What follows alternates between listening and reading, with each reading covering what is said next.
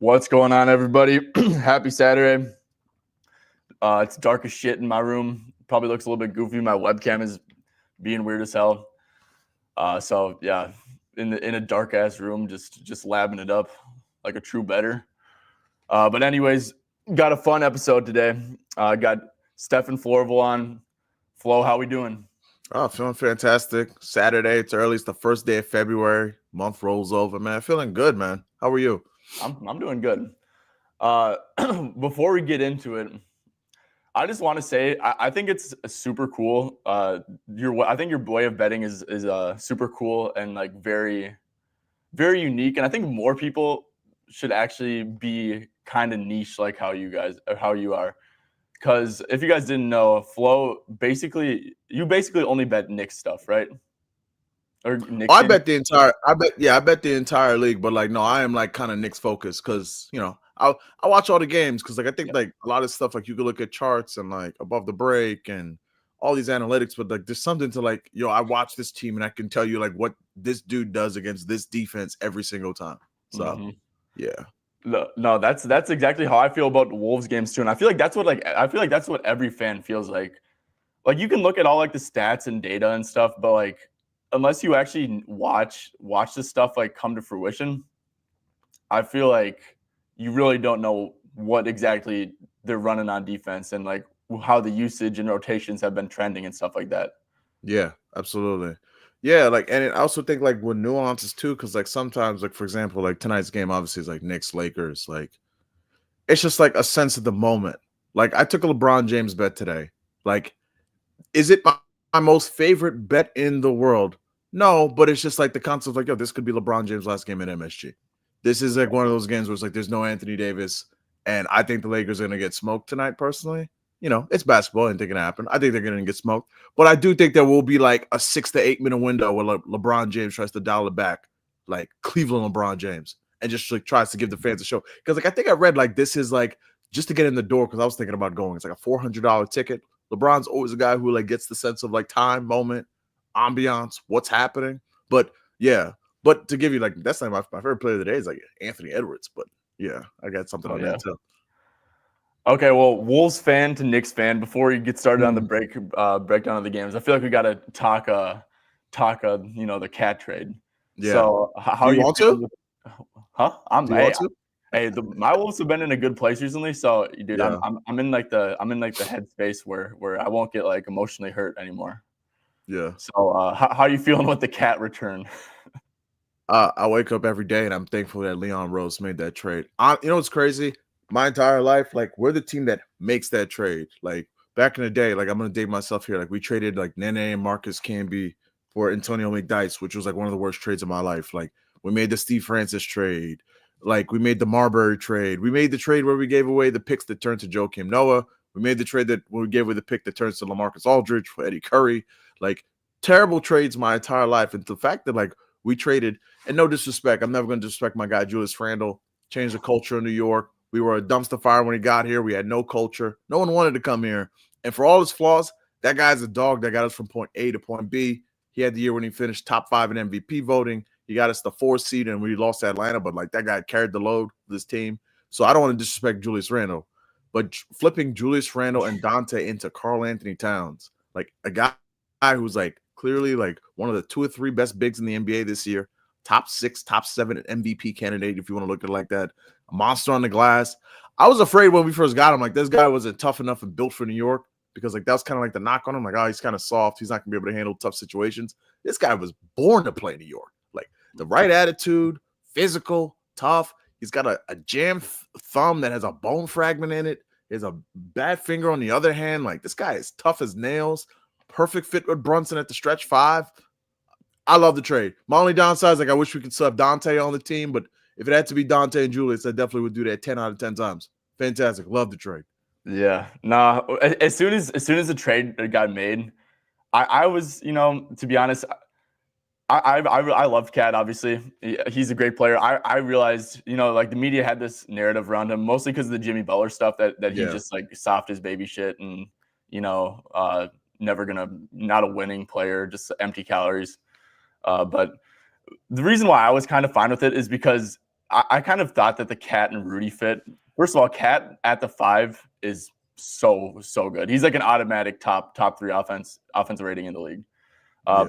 I kind of was like, yeah, this Cat and Rudy stuff, like, I just don't see it winning a championship, if I'm going to be honest. So I was kind of fine with it, with moving off Cat's contract. But as soon as I saw like the Knicks landing spot, when you put OG and McCall next to him and Josh Hart, Yeah. like, holy shit.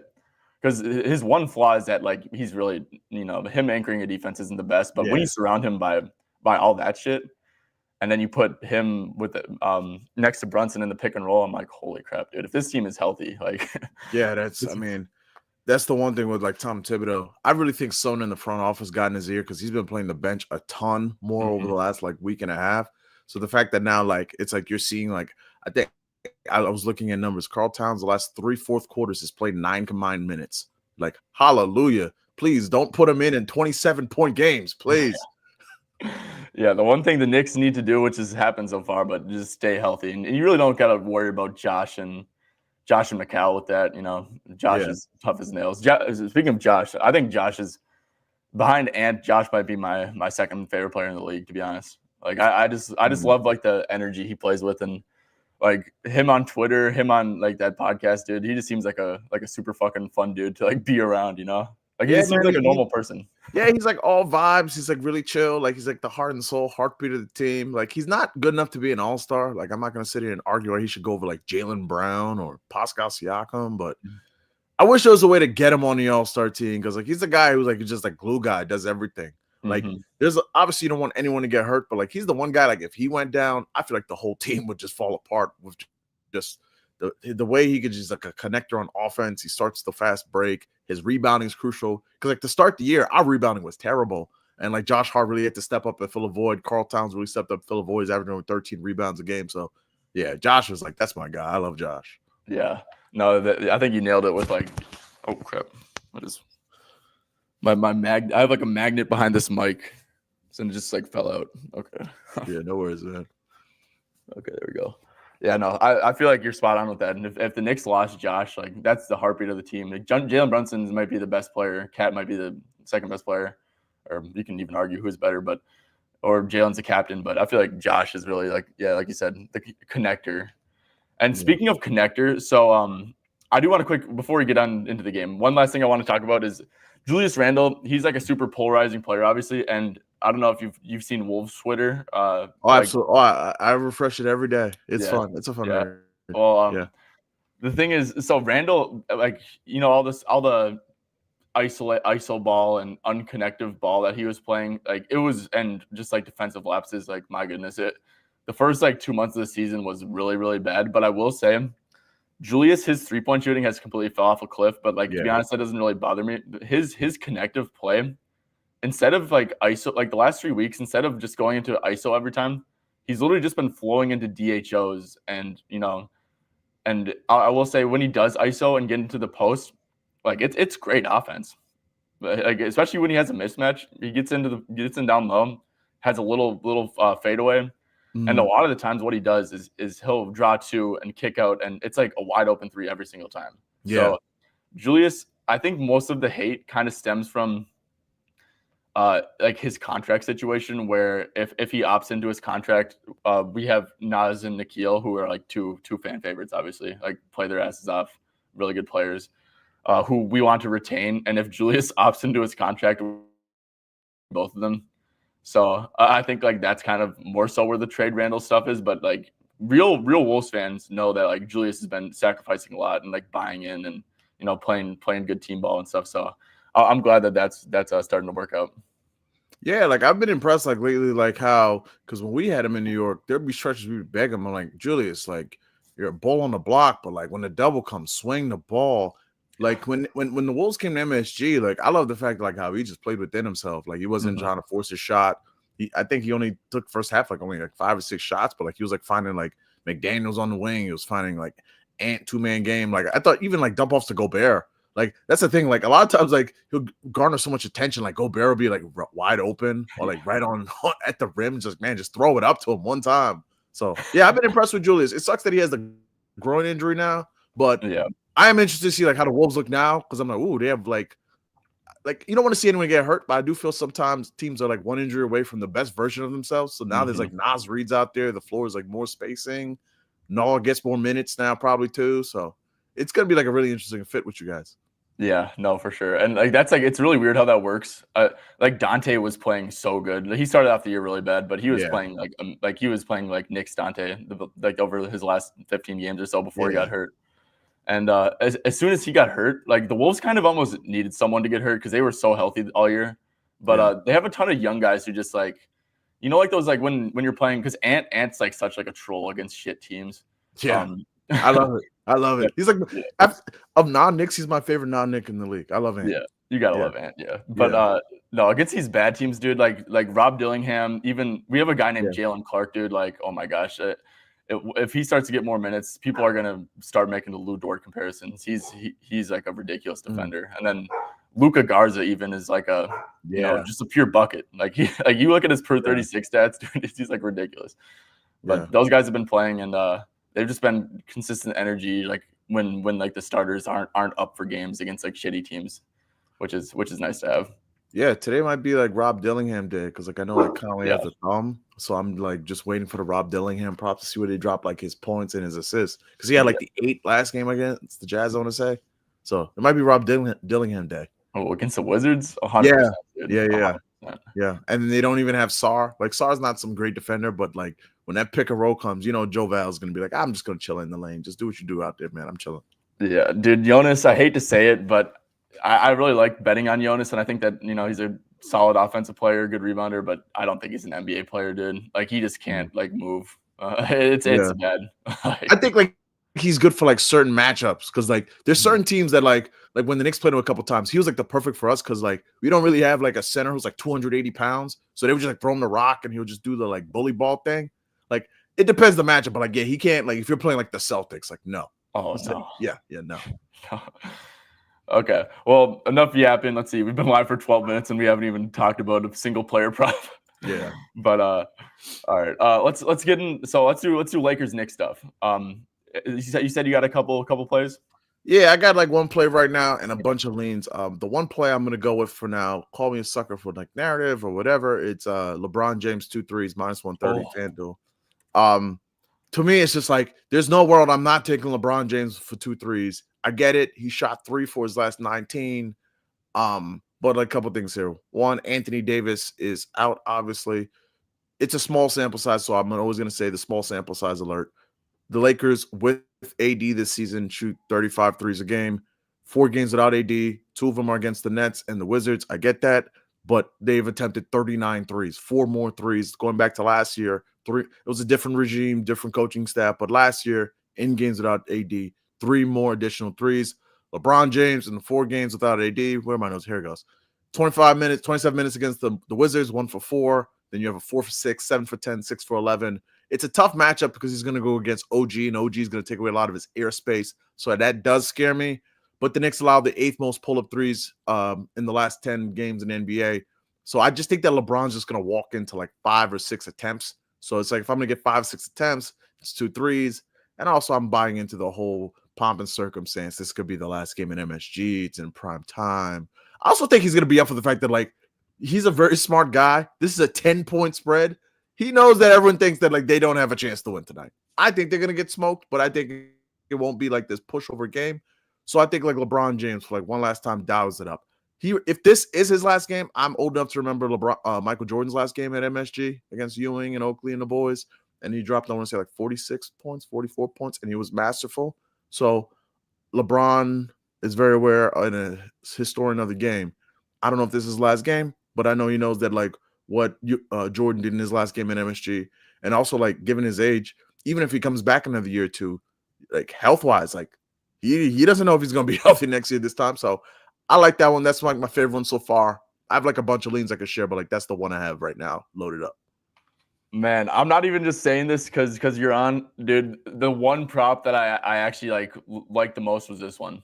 Mm, Because yeah, I mean, it makes sense. But I wasn't even like thinking about it like for like, yeah, it's like a big game and stuff. But like, they're actually this game could be more than just like a big primetime game if it yeah. is truly going to be his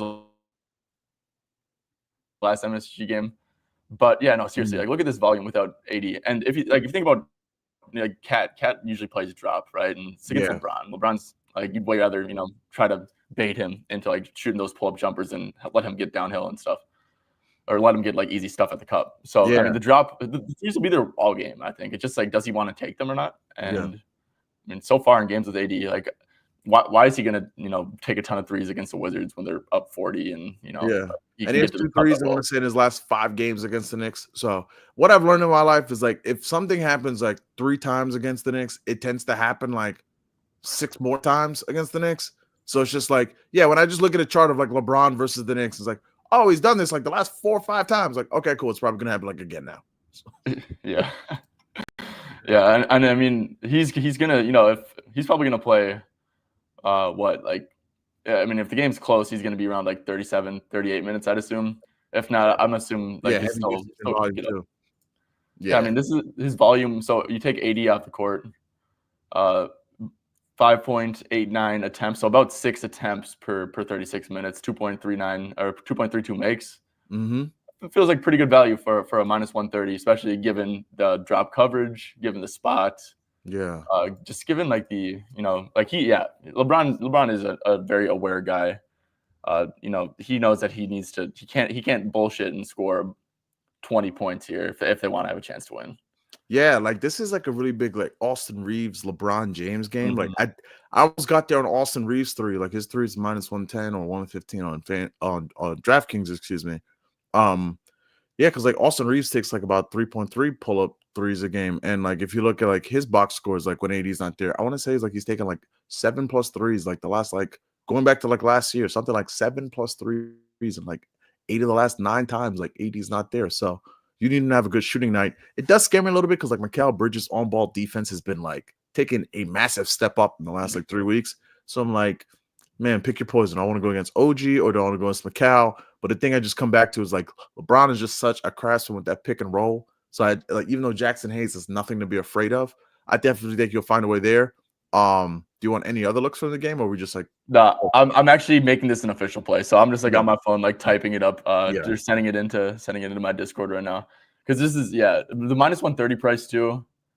Uh, mhm, no, I absolutely love it. Like yeah, like your conviction sold me. I can tell when you when you yeah, like really like some shit. yeah. You Because do a like good job. You do a good so job of like selling it. like I think there's a ladder opportunity, but I think I need to see like is Dorian Finney-Smith playing today? Because like if he is, like this whole Jackson Hayes thing, like Jackson Hayes ain't playing 32 minutes. He's food down there. They're gonna need something else. I do think that Dorian Finney-Smith though could be a solid matchup because we've seen it a couple times. It's Yeah. still like a disadvantage against Karl Anthony Towns, but you do have a guy who's like kind of really bulky, rugged. I've already seen this matchup like twice this year with Dorian Finney-Smith against the Knicks, and like they had him at small ball 5. So JJ Redick's a small guy. I think they'll put him at small ball 5. And if that's the case, Mhm. then like I think you could see a lot of like LeBron DFS pick and roll game. Karl, like you mentioned, is gonna go under on that screen. LeBron could like pop out a little bit. So it's an interesting game. Like I think the Knicks will win, but like I definitely think like the Lakers are gonna like keep this close. I don't think it could just gonna be like this like walkover easy game. Yeah. Yeah, and one thing I want to add to your LeBron play is like I feel like if you're concerned about a blowout, a 3 points made prop is like it's Yeah. not really going to be affected much by blowout. Maybe they miss out on attempt or something, but like it's hard to go over what's it called? I don't know what his points line's at. LeBron. Like it's hard to go Yeah. over 26 and Yeah. a half points if you're down 30 at the end of the third, but it's not hard to hit 2 threes. Yeah, and if anything, I think that the fact that like the Knicks are gonna because like the Lakers transition defense is terrible. It's like Mhm. eighth worst, and like without AD, it gets even worse. I think the fact that like the Knicks gonna be running in transition, like to keep the close, like logically, they're gonna have to take more threes because the Knicks are gonna be taking a bunch of threes. And Mhm. if you're down like 12, 14 in the second or third quarter, like the great equalizer to get back in the game is like, all right, time to start hoisting some threes up there. So Yeah. yeah. No, and then one thing I also do, I think you made a good point. Yeah, if DFS does play, like I said, I've watched Cat for a long time, And to be honest, guys like DFS, like it's Cat's gonna cook Jackson Hayes, but a guy like DFS could actually kind of give him fits because what makes Cat so special is that just centers, like you have to get all the way up on him because he's such a good 3-point shooter. But those centers, then he can just drive past them. Yeah. Guys like DFS can kind of are actually like probably the worst possible matchup for Cat, I would say. Have you seen that at all yet with Knicks? Just like Yeah, like they played back in November when the Nets came to New York. The Nets and Knicks had like a back-to-back. DFS, by the way, I'll just throw out like random nuggets. I always say like I'm just here to give you the information and do with it what you please. DFS in 2 games, Granny was playing like 30+ minutes, has like 4 threes, 4 of 6, 4 of 7 versus the Knicks because he like shoots like that corner 3, shoots above the break. That guy's always been like a pin in the butt for the Knicks. I'm really interested to see if he plays what his line drops at. But yeah, like he's like a center that can give.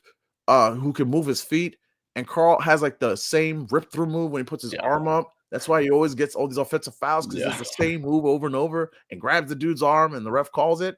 And like DFS is a smart enough player to like just put him in position to like, grab my arm, Yeah, nah, dude. Oh my gosh. Well, you literally just described that. That shit's like a Wolves fan's like nightmare. It's like the Cat gets has like a small guy on him and then goes to rip through offensive foul trouble. Like, oh my gosh, here we go again.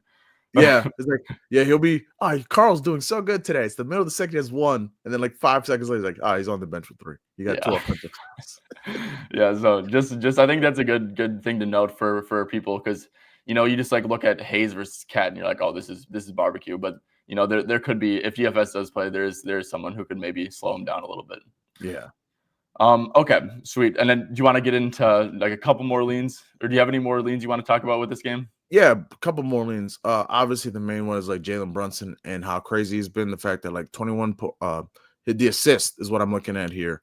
2 of the last 3 games, 21 potential. Then he had 9 potential, but it was like in a 25 minutes because it was a blowout.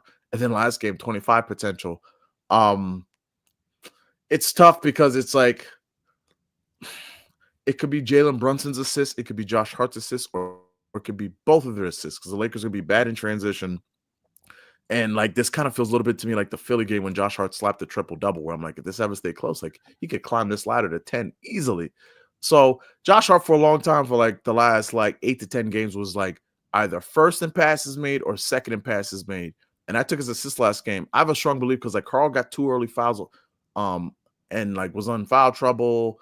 And the game kind of like turned into like down the stretch, it was close, but like in the heart of the game wasn't playing. So Hart only had like 5 assists, and I want to say he had like 8 or 9 potential.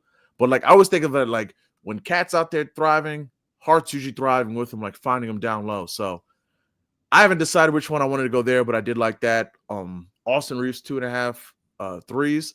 Also, Karl Towns rebounds is like a big one. That's what I probably will get there on because his stat line is tricky because if you look at his rebounds, you don't assume much. Like, okay, like what's so great about it? Like he's played 9 combined minutes in the last 3 fourth quarters. He's also he's broken 30 minutes in 2 of the last 3 games. If you just sort by like, if this was a regular game and he played 32, 33 minutes, he's a Tom Thibodeau center. So obviously he should play that. He's over 8 of 10 on that 25 points per game. Like there's a lot to like if the game could just stay close. Like I think Karl Towns easily like give you one of those vintage 15, 16 rebound games. He has a low usage center who's going to keep him out of foul trouble where he could just like, okay, Karl, keep your hands to yourself today. So I really like that one too. A sneaky one, I don't know if we'll get a prop for it. They didn't last time when they played the Wizards. I was looking, is Jared Vanderbilt because Jared Vanderbilt 4th game back off the injury. He's going to have to play like probably like 17, 18 minutes to help guard Jalen Brunson. I mean, the steals are insane. 3, 2, and 4 in 3 games.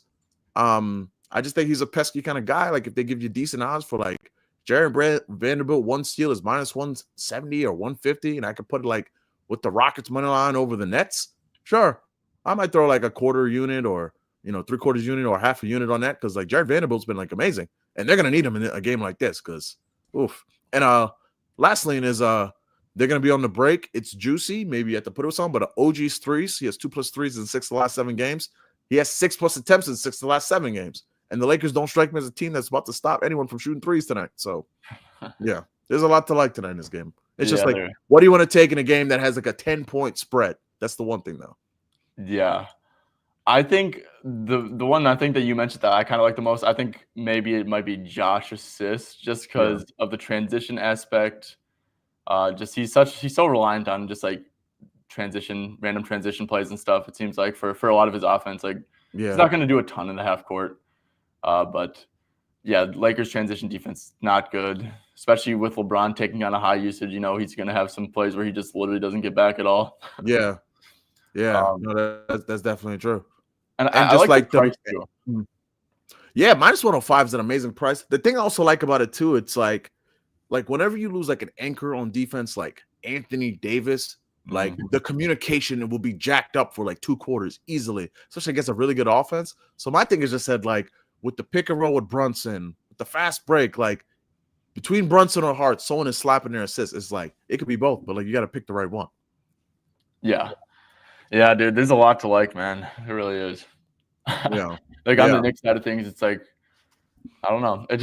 I think Dorian Finney-Smith playing really does make a ton of sense, or will make a big difference. Yeah, I agree. But what about? Do you think Tibbs is going starter heavy here? Because to be No, honest, I don't think he is. Like that's what kind of scares me. It's like clearly there was an edict. They've had 2 days off, so they'll be juiced. They'll have juice legs, so that makes me like Josh Hart even more.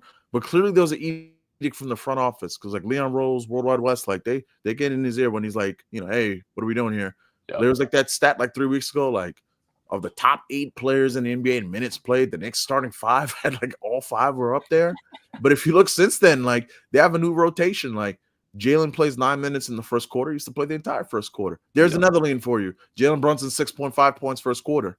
Like I want to say he's over that, like 7 of 8, giving you like 5 shots in the first quarter, giving you like 5 shots, giving you like 9-10 minutes, healthy usage. Like 6.5 feels low. It was at 7.5, so I'm like, what do the Bucks know? Because it was 7.5 for like the last 5 games on 6.5. So I'm like, is this bait? But no, like you're seeing more campaigns playing more. You're getting a sprinkle like Landry Shamet, Deuce McBride's playing like 20 plus minutes. The thing that also scares with Cat is Precious Achiuwa. Because like against the Kings, like Precious was playing so well defense on Sabonis that like he just like left him out there and like stapled Cat to the bench for like the entire fourth quarter damn near. So I'm like, oh man. So I'm like, man, because like Cat's points at 25 are like right there.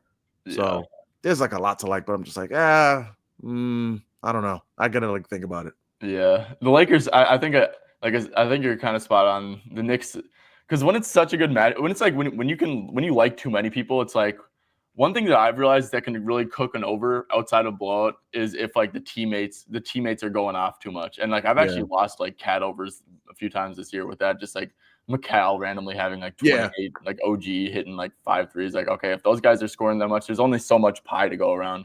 Yeah. So I've actually played unders that way before. Just like oh, the teammates have way better matchups than them, so they should get the chunk of the pie. Yeah. No, for sure. Yeah. That's what's tough. Like I'll say this: everybody comes up here, gives you like overs. Yeah, I haven't taken it, but I'm like definitely staring at it is like those Karl Anthony Town under 3s. The only reason I have not taken it is because like the Lakers in the way they like drop on that pick and roll, but like his thumb clearly is jacked up. His shot is clearly jacked up. He's not taking as many 3s, and like he hit 2 3s like 3 games ago, and like was talking to reporters after games like, man, thank God I still have it. I was wondering if I still have it. And you're getting a nice +1, like 22 for under. Like, it's the coverage that scares me. If DFS was playing this game and you told me DFS playing 30 minutes, I would take the under for like a unit. Like, cool. I'll rock with it, see what happens. Like, I don't mind taking it under. And like, if it loses, like, I'd rather be contrarian. But like, that's one of those things. Like, man, I don't trust Jackson Hayes. Because like to take it under on Karl Towns, you have to trust Jackson Hayes. Like, I'm good on that. Yeah, I don't really think Hayes is gonna play in like a super deep drop though, and like Hayes is like super skinny, super athletic. Like he's pretty mobile. He's very mobile for a big. Yeah. So it's not like we got like Jonas Valanciunas like guarding the pick and roll or something. Yeah. So I actually don't think that like Hayes is like gonna just be in like a deep drop and is like super immobile. It's like I don't think that Hayes would be like the worst possible matchup either. But yeah, if like DFS is like terrible for like a terrible matchup for Cat. Yeah, he's brutal. Yeah. Okay. Let's see. I think that should probably do it on the Knicks game. If you do want to get back around to anything Knicks, we definitely can. Sure. Like I said, we're not gonna waste you having on here if we're not gonna get everything out of this Knicks game. Yeah, no worries, bro. But okay, I do have 2 official plays if we want to go over those. First one, let me quick type it up so I can get the banner going. Let's see, I think this was the number. Okay, so I think I might have spelled his name wrong. Do you know who Micic is on the Hornets? Oh yeah, he's in a great spot today. Mm-hmm. Yeah. So Denver versus Charlotte. We're going to Micic and taking his PA over 17.5. You can get minus 110 at Bet365. That's the best. I guess MGM. I know a lot of people have trouble getting down on MGM, but widely available. Every book's got it. So if we just go to without LaMelo, he's played, let's see, 31, 28, 33 minutes in January, or just like recently without LaMelo. I'm just going to filter out like a game where he didn't play 20 minutes. We get a hit rate of over an 8 out of 13 games. Denver guys, Jokic, I like Jokic, man, but sometimes his defense is just a fan of the game. It pisses me off because, dude, sometimes the effort he gives is just such bullshit. And in a back-to-back against Charlotte, I just I don't see him defending for shit. So also one thing, Jokic, he'll play up at the level in the pick and roll against good scorers and stuff. Like Micic is not going to warrant that. Jokic is going to be in a drop. Denver overall, I mean, they're just an assist farm. I know Brunson had 25 potentials, 15 assists last game. I mean, they all the most assists on the year, the most assists overall last 10 games. And also this is a little narrative-y, but I think Micic should be up for this game. Him and Jokic are both from Serbia. So, going up against his Serbian buddy, I guess. Sorry, my dog's yapping. No worries. Yeah. Hey, come here. Yeah, so I guess that's just a little added motivation, but the matchup is great. I mean, Jokic is going to be in drop. Micic got a nice little pull-up game to him. He's a pretty good passer too, so I think Micic really can just, he's going to have a lot of success either assisting or scoring in the pick and roll. Yeah, that's a good one. I was looking at him too because I think it opened overnight at 4.5, and Maxey also would like this ragtag Sixers group and the back-to-back. The thing with the Hornets is they're an awful team. Let's not get it twisted. They just have they have good coaching because they have these random moments of just yesterday against the Clippers. They looked competent for all 4 quarters. They were never gonna win the game, but they look competent enough to run actual sets, run plays where they can scheme people open. And Micic is a good passer too, so I like that one.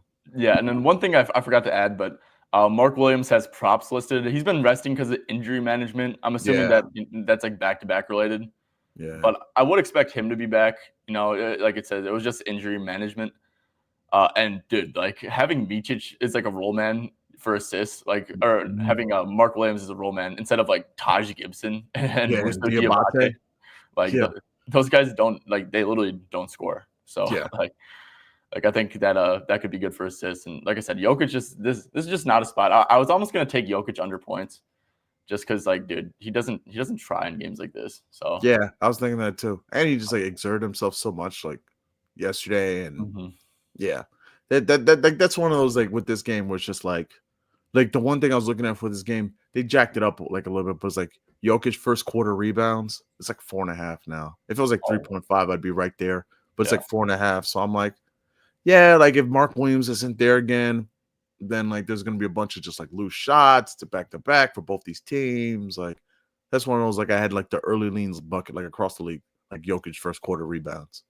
Yeah, no, that's a great bet too, because same reasoning for why I'm on Micic. Just this is a matchup where he's just going to play drop. If he's in drop, he's just going to be next to the rim. It's kind of hard to grab rebounds when you're blitzing and you're tiring yourself out and you're away from the basket. But when you're just in drop, I mean, I think that's kind of why Cat's had Cat's a good rebounder, but I think him playing drop a ton is also that's just how you get rebounds. It's by playing drop. Yeah, most definitely. So yeah, I would honestly endorse full game rebounds, dude. If this game's close, honestly, a 20 rebound game wouldn't completely shock at all. Yeah, at all. Yeah, so I guess and then the first quarter, yeah, I mean, shit, the 3.5, man, that sounds air. Yeah, that's it's not there anymore. But Not to skip around here, but you're the Wolves fan. How Mhm. high are we laddering Anthony Edwards today where like Randall's not there and like he has the greenest green lights? How high are we going here? yeah, so I don't know. I think I don't know. I don't think his line has a ton of value, to be honest with you. Like Mhm. 29.5. Mhm. Like I actually kind of like his assists because I Yeah.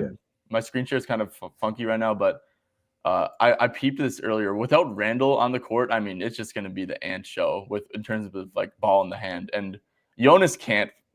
Jonas is going to have to come up to the level, but that's going to be like they're going to score like every time when Jonas is on the court. But every shot's probably going to be like assisted too, Mhm. because like you can't play drop against Ant. Like he's Yeah. approaching Curry territory with his like shooting and Yeah. shit.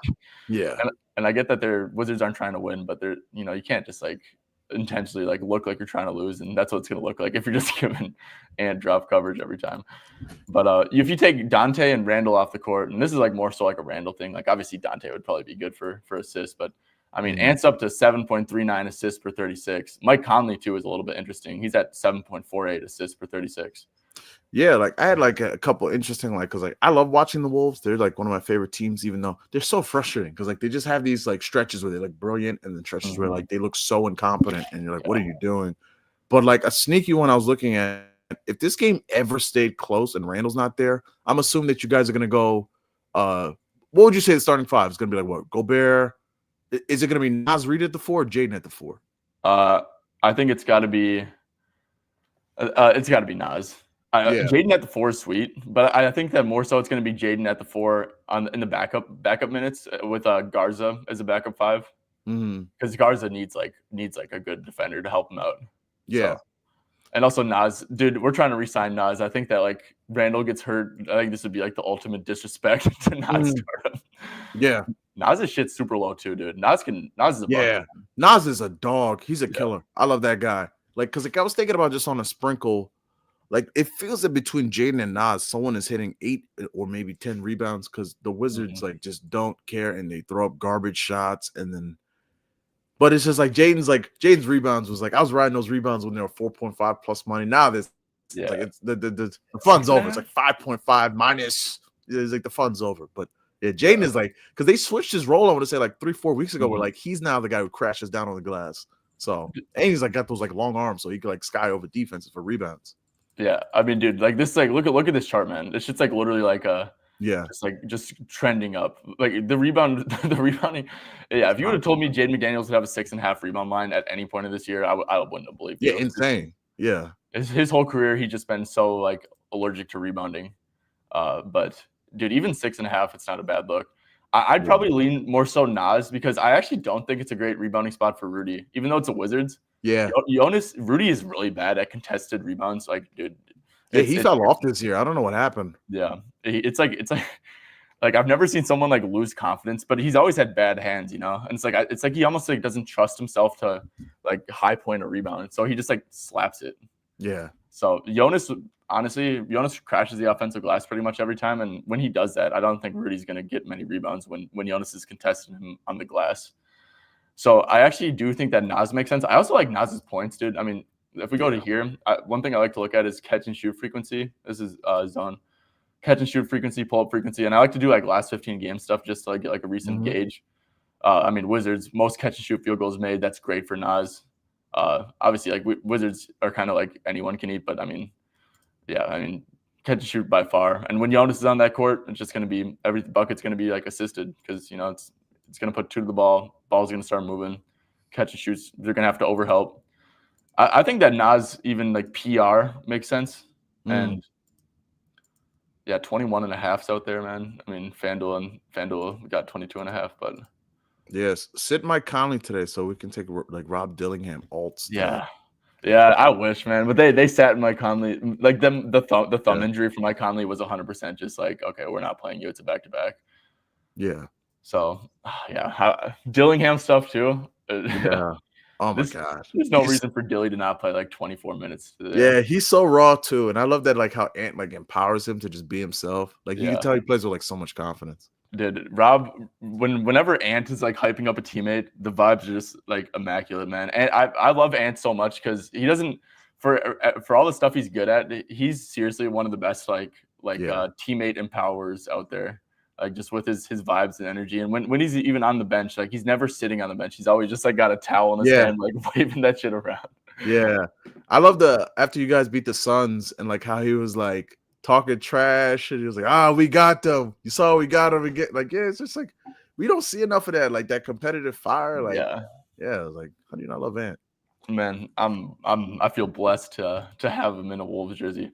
The thing is, dude, when I was a kid, Yeah. I was like 18 when Ant got drafted, and I was so pissed because like I grew up watching LaMelo, and like I didn't really like know the game like that, you know. So I'm like I just wanted, because LaMelo, to be honest, I'm kind of a anti LaMelo person. I don't think his like game really impacts winning much. Yeah. But like I wanted LaMelo so bad on the Wolves. I'm like, dude, why do we take because I didn't even know who Anthony Edwards was. I'm like, why do we take Anthony Edwards over LaMelo? Looking back, man, if we would have taken LaMelo over Ant, oh my goodness. Like I remember when he got drafted, like part of it because I think he played basketball like later, like he had a later start in his career. So part of it's like, oh, he doesn't even love basketball like that. Like that was one of his knocks. And like, look now, like look how like silly that sounds. He doesn't love basketball. Like what? You can make an argument that he like is like a top 5 basketball lover in the league. Oh yeah, yeah, and like all the like his peers, like his contemporaries, like respect him too. Like KD is like, oh, I love this guy. Yeah, hey, KD to mini soon, baby. It's coming. Just wait for the Suns to implode. Okay. Suns are about one more first round exit, and if they even make the playoffs, away from imploding. So I have like one other look across the slate because it's so early, and there's like. By the way, man, shout out to the schedule makers. Keep giving us like 8 and 9 game slates. Where it's like, man, just give us like 4. It's hard to break down 9 games like back to. I feel like I have a thumb injury. I'm on a back to back, just like clicking through all these like box scores. But like Hardenstein's rebounds, I think is in a nice spot against like the Kings. Like I like the fact that like I like to think of like players sometimes as like running backs in the NFL, where it's just like the guy who's like coming off of like a 4-game injury. And the first game back, he looks so good. It's like, oh, his legs look so fresh. He's jumping everywhere. Like Hardenstein's like rebounds last 3 games, like 16, 12, 18. Like the Warriors are an amazing matchup, but I think like against like whenever you go against like Sabonis, like controlling glass is always like the primary thing. Let me see really quick because like I was looking at against Sabonis, like what centers are doing. Cat was on his way to having an excellent game, but then like foul trouble with Cat on that one. But yeah, like Jokic 4 games ago hit like 22. What are some other matchups? I was looking at some other matchups against him when I was like, okay, like when he plays like centers who actually like rebound the ball, not like these like Jaren Jackson types, like an actual center, like AD hit 15. Like I think like AD hit like 15 3 times in a row against this dude, something like that. So if it's like an actual center who's gonna go get the ball, like the Kings like tend to give a monster games to those centers. Like what did Karl do against them? It was a blowout. He didn't play the 4th. Yeah, Karl had 15 rebounds in 27 minutes. It was insane. So, yeah. I think like Hardenstein's rebounds are early lean for me. I think like correlated with that, I was actually really close to playing Sabonis under PRA, but I think that maybe just like 15 and a half, man, like that's a crazy high. I don't care who I know Sabonis like does that. Hardenstein's like very active on the glass. This game could easily be a blowout. Like the Kings could easily get blown out in OKC.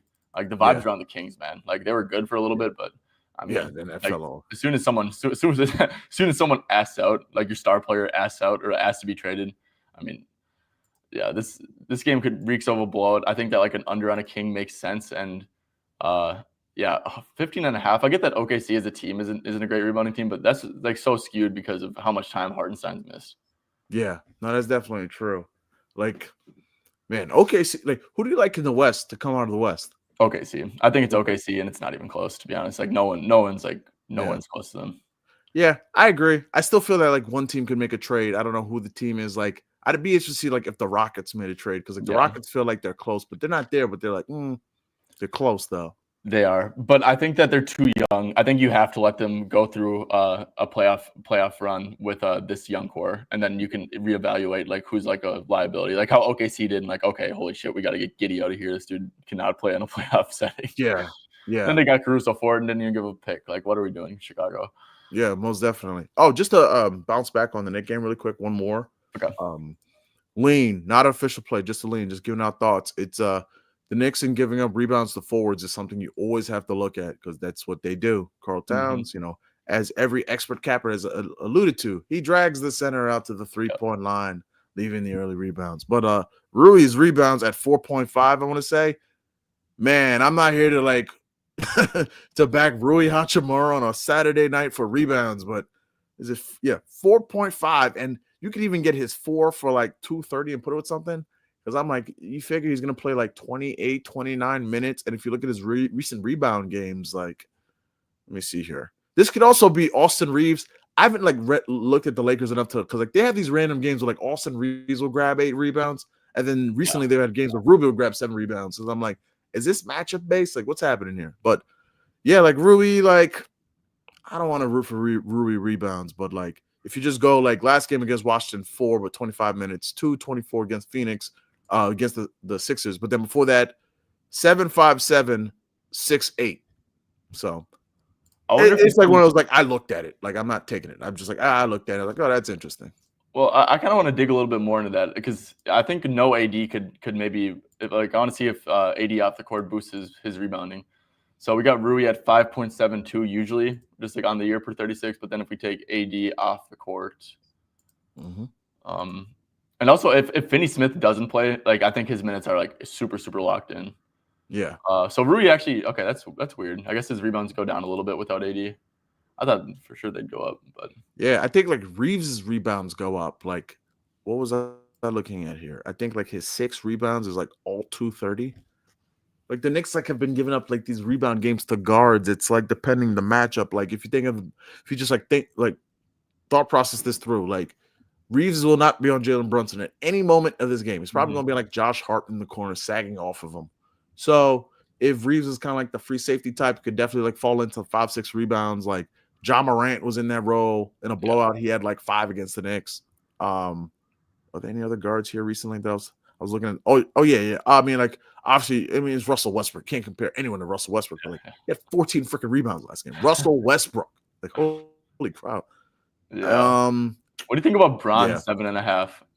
Because who do you want to be? Do you want to be guarding like OG probably? Because you probably wouldn't want to be guarding Josh just because like he goes for offensive rebounds, but OG doesn't really get usage, and he also just sits in the corner and just gets back on defense instead of crashing. Because if someone's crashing the offensive glass at you, you kind of got to box them out, and that's not ideal if you're boxing out. If you're boxing out, you're helping others get the rebounds for the most part. That's why Mitchell Robinson, by the way, Robinson is like a great teammate for just boxing out every single time when he does play and letting other people just grab like free rebounds and pushing the pace. Oh, absolutely. But, yeah, I think LeBron's rebounds is like a very interesting like one where like I like that one too.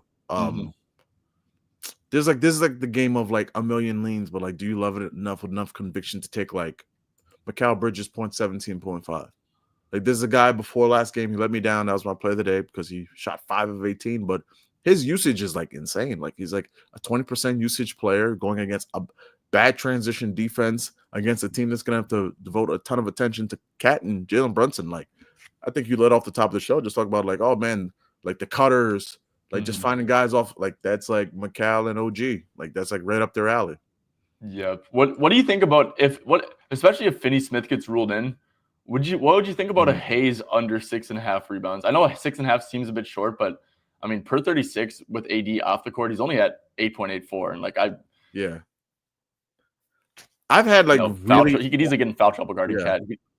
Yeah, I've had like really bad luck with that, so I'm the wrong person to ask this because like the Knicks will be up so big in these games, and like I took a Zach Edey under, and it looked fantastic for 3 quarters, and then it was like 20 points in the 4th, and then like Precious Achiuwa's out there, and they're just throwing up garbage. Like Campaign is throwing up garbage shots and like rebounds everywhere. And the guy goes insane. So, but like on paper, like I do agree, like his under, and also he can just get like in foul trouble, like so. Or play it off the floor if they go small ball. Yeah, sure. There's like a lot of outs, I think. Yeah, for sure. I was on that ED under too, man. That shit was frustrating because we nailed it. I mean, he got benched to start the second half because he couldn't guard Cat. And then I was like laughing. I was counting the money, and then like the 4th quarter, like he's destroying Precious Achiuwa, and I'm like, oh, of course. Yeah, it's like Taylor, like the Knicks are just blowing them out. So Taylor Jenkins like screwed Zach. You can play a 10-minute stint. Like it doesn't matter. Yeah, call 5 straight Zach Edey post ups. Yeah, and like putbacks and stuff too. Like the Knicks are just like bullshitting because they were up by so much. It's like oh my gosh. Yeah. Let's see. One last play I wanted to get on to. let's see. Actually, I have another official play that I'm going to give out. So if you guys are still tuning in, but I wanted, you said Hartenstein over. What do you think about just Sabonis under? I mean, I know I kind of asked you that, but we didn't really talk about it. I mean, pretty good, really good hit rate on the season. And if we go to head, 35 minutes, he only had 10 rebounds. And I did look at this before the stream, and Hartenstein did play. I mean, 10 rebounds is a really bad game for Sabonis. Yeah, I don't have like a strong lean on it, to be honest. And a half. Yeah, like his line is so high. I want to say like the other day, was it like 17 and a half? Like, like that's absurd. So I don't have a strong lean on it, but like that's definitely an interesting look. I wonder if last year, did he play against the Knicks? He had 34 rebound chances, but only 14 rebounds. He played 40 minutes. He played the Knicks twice last year. I'd assume Hardenstein played in both those games at this point. Yes. Then he had one was against Hardenstein, one was like against Mitch Robb, I want to say. Yeah. Well, this is April 4th, so that was definitely Then March. So 14 last year against the Knicks, which is Hardenstein, hopefully. I mean, I would think maybe we would have to do a little more digging into that. And then 11. So yeah, 15 and a half, man, is just, I mean, that's so high. Like there's so many outs for an under on 15 and a half. Yeah, like you can get the blowout. Like that's like some of these games, like you just have to like just take like a bunch of unders and just like I wanted to thought experiment. Like I didn't do it, but like there's a game where like I'm like, oh, we're gonna like smoke this team. Like I should just take like 6 unders and just see like if I could go like 4 for 6, 5 for 6 here. Yeah. I didn't do it, and then like it went 6 for 6. So I was like, of course. Yeah. Okay. So I have another official prop. Let's go to the Spurs Heat game. I took Devin Vassell over 17 and a half points. There's actually like if you can actually no, okay. There was a 16 and a half at ESPN bet, but yeah. So if you remember Miami used to be like a brutal matchup for anything pick and roll related, right?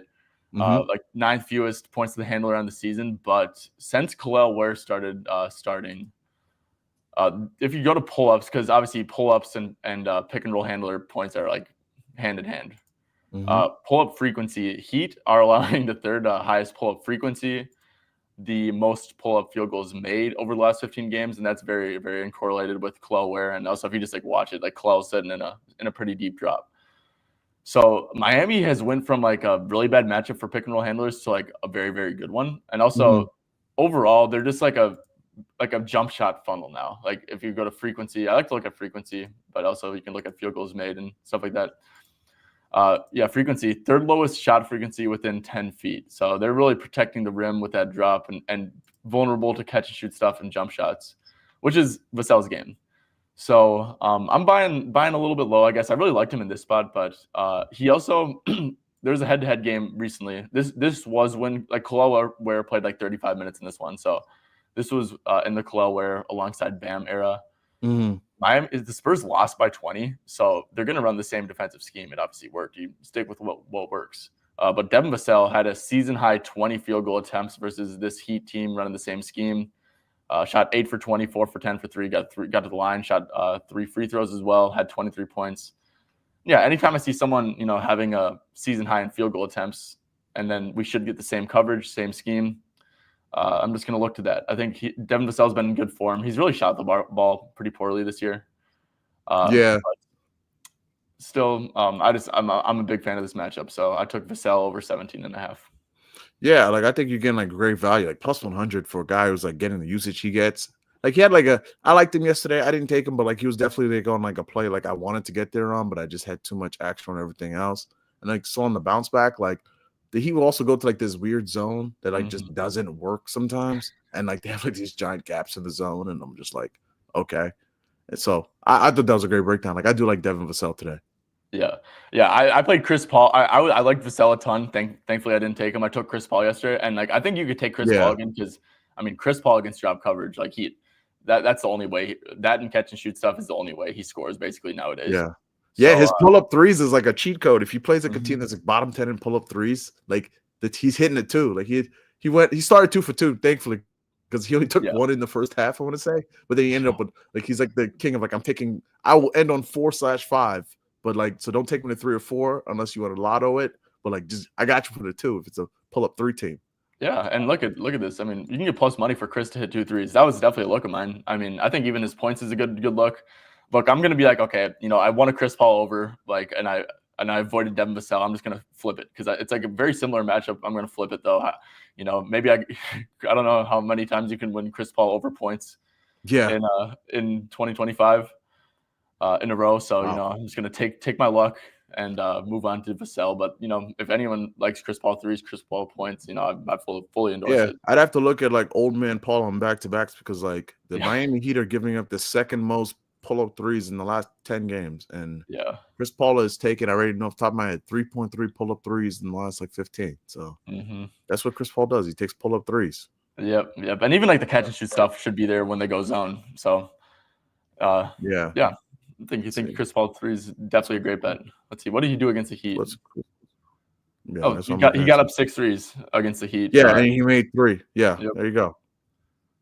So that's also good stuff. Hmm. Okay, Flo. So I'm not. If you want to stay, you definitely can.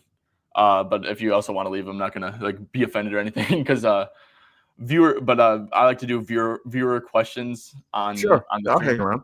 Okay, sweet. So we talked about cat stuff. Flo, you're the Knicks guy. You can quick reiterate it if you want to just quick sum it up. His PRI, his points plus rebounds is so sky high. You need the game. Like, before I say this, let me see what the number is. I'm guessing it's going to be like 39.5, 38.5. Let's see what it is. 38.5. Yeah, it scares me because like you need the game to stay close because like Tom Thibodeau is not the same dude as last year. Last year, like Knicks props were fun. Everyone's playing 40 minutes. It doesn't matter what the score of the game is. Now he's like actually sitting him down. Cat has played 9 minutes in the last 3 quarters. But if this stays close, I think he's going to smash the points plus rebounds. I think he's going to give you like 26, 27 points with like 14, 15 rebounds. But I think like it's one of those games where like 2 things. They don't need him to score 27, 28 to win this game. He could have like 19 and 13. Mikal had 18. Jalen had 20. Like the classic Knicks special. Everyone scored between 17 to 26 points. No one covered their points except maybe like one person. And then you're sitting there, you're like, awesome. The Lakers are down 19 points with 6 minutes to go. And Jericho Sims is about to check in. So it's not my favorite of the day only because it's like so sky high, but like it's a supreme matchup. I love the matchup for Cat. A fun fact about Jericho Sims. So he's from Minneapolis, and we had the same. So when he was in high school, he was an absolute dog in high school, by the way, dude. He was a lefty, and he was like a point guard, and he was just like, bro, he was insane. But his coach was like my coach as well, and he was like favorite coach I ever had. So like when Jericho was in high school, his coach was coaching my travel ball team. I think I said what's up to like Jericho a couple times. Like I wouldn't say like I know him or anything, but dude, like that's just like like when the Knicks were playing the Wolves, like on that prime time game, I was doing like a lot of reading for that game, and like I discovered that fact.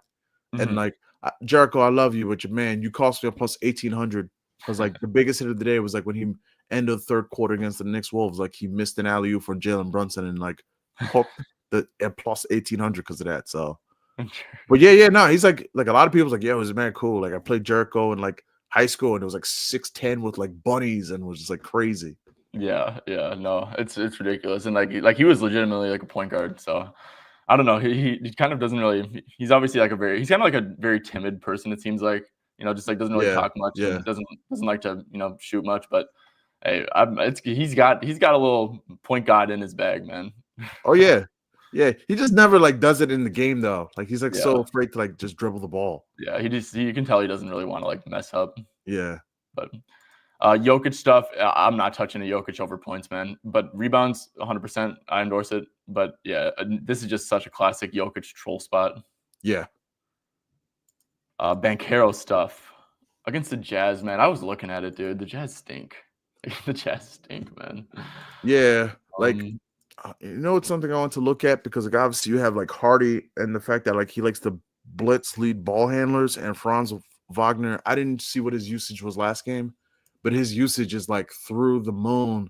So my only thing was just like, man, I wonder like what Franz's assists are. That's why I took Ants R+A against the Jazz because I'm like, oh, when Conley was out, I'm like, oh, first off, they give up guards grab rebounds at an alarming rate against them. And if you're a lead ball handler who can get your own shot, like, Hardy's not going to let you do that. He's going to W at the top of the key. Franz likes to get to that lane, just do the spin move. He's dirty. So 4.5 assists for Franz. I'm like, ooh, I wonder if he could hit like a 6 assist game today. Yeah, that's a great look. I faded Franz last game with assists because Portland. Like I looked at this before. This was the same game. Portland. He had like one potential against Portland. I'm like, okay, and like Portland won Yeah. the game, so I'm like they're gonna do the same scheme. But I mean, shit. Yeah, Jazz are such a great assist matchup. The one, let's see. Can we do like I know Franz and Paulo will definitely stagger, but Yeah. and there's not a huge sample going on, but I do want to see like with Paulo and Franz on to see like what those guys are averaging with their assists. Because to be honest, this game should be close too. Yeah. Utah games are just like perfect ladder games when you can like get close games because the Magic, dude, man, they kind of suck. So I also like one of my favorite things with like props is sorry to cut you off is like the gray area when a player goes from like on a minutes restriction to off a minutes restriction. Yeah. So the Magic got smoked last game. So Franz had like 2 games ago against the Heat was a double OT game, played 40 minutes. Last game they got smoked, so he was off the floor with 6 minutes to go, but he played 31 minutes. So I'm like, ooh, so we might be back to like 36-minute Franz again if it's close. And like, so 5 assists for Franz. Like Franz was like diming up like early in the season. So yeah. I mean, Flo, what do you think about Paulo though? Because if you look at like when they're both on the court, it's like Paulo's at 6.28 per 36, and Franz is only at 3.5. And they're gonna probably get the same like coverage. You know, they're like very similar players, both big wings who like to get their own shot. That's what's Paulo's assist? Paulo's at 4.5 too. I think I might actually make that. Wow, really? Yeah, I think I might make that an official. Yes, against the Jazz, dude. Like, I'm sorry, the Jazz are terrible. What's it? Because the Jazz don't have anyone on their injury report, so we should. It's a 6-point spread. I don't trust the Magic. Like this game really should be close, and I'm playing it. Wow, what is Paulo's like 6 and 8? It's like that's where my mind goes. Yeah, just go straight to the ladders. Yeah, forget the base, you know. So this year, let me see, 33 minutes. Yeah, like that's pretty crazy because like if you just look at like this season in games with Franz, where he plays 33 minutes, like 9-3, 9-4, 6-7, 6, and last game was 3. Last game was like a bad matchup. And the Blazers have like this weird thing where they're actually kind of good now. Yeah, like they're playing good defense. It's like weird, but yeah, I like Paulo's assist there. The Wolves had a stretch where they lost a back-to-back in Portland, and it was like absolute rock bottom. Yeah, and like as a fan, I was like, "What did we do?" Like, okay, yeah, I'm actually playing Paulo officially right now for anyone on stream listening. I mean 4.5. I think this is a terrible line. The more I look at it, and yeah, but you can make the case for and the best price is 113 at FanDuel. Let me quick lock that in myself. I'm so bad at I'm telling you on that. I like that one a lot too. Yeah, I'll tell you on this one. Good numbers behind it. I'm so bad whenever I'm on stream and I actually like find a play that I like and I bet it and send it into my Discord. Like I just like literally my brain like goes to mush whenever I'm trying to. Yeah. I just can't multitask. Hey, and it's an early game. Get that early betting dopamine going at 5 Eastern. Yeah, no, yeah. You start the day ahead. You're like, oh, this is someone's listening to the stream because like I locked it in, and the second I like went to hit the button, it went from like 113 to minus 136. Like literally as I'm hitting the button. Oh, on FanDuel? Yeah. Oh man. Someone's listening to the stream. Shit. Yeah. Well, there's some good prices at other books too. And even like the 136, I honestly think there's still a good value there. Yeah, man. What the heck's going on? Ah, man. They locked me into that garbage rate. That sucks. Okay, Misi under 16.5 PRA. Let's see. Do the Pelicans play today? I don't think they do. No, they do not play today.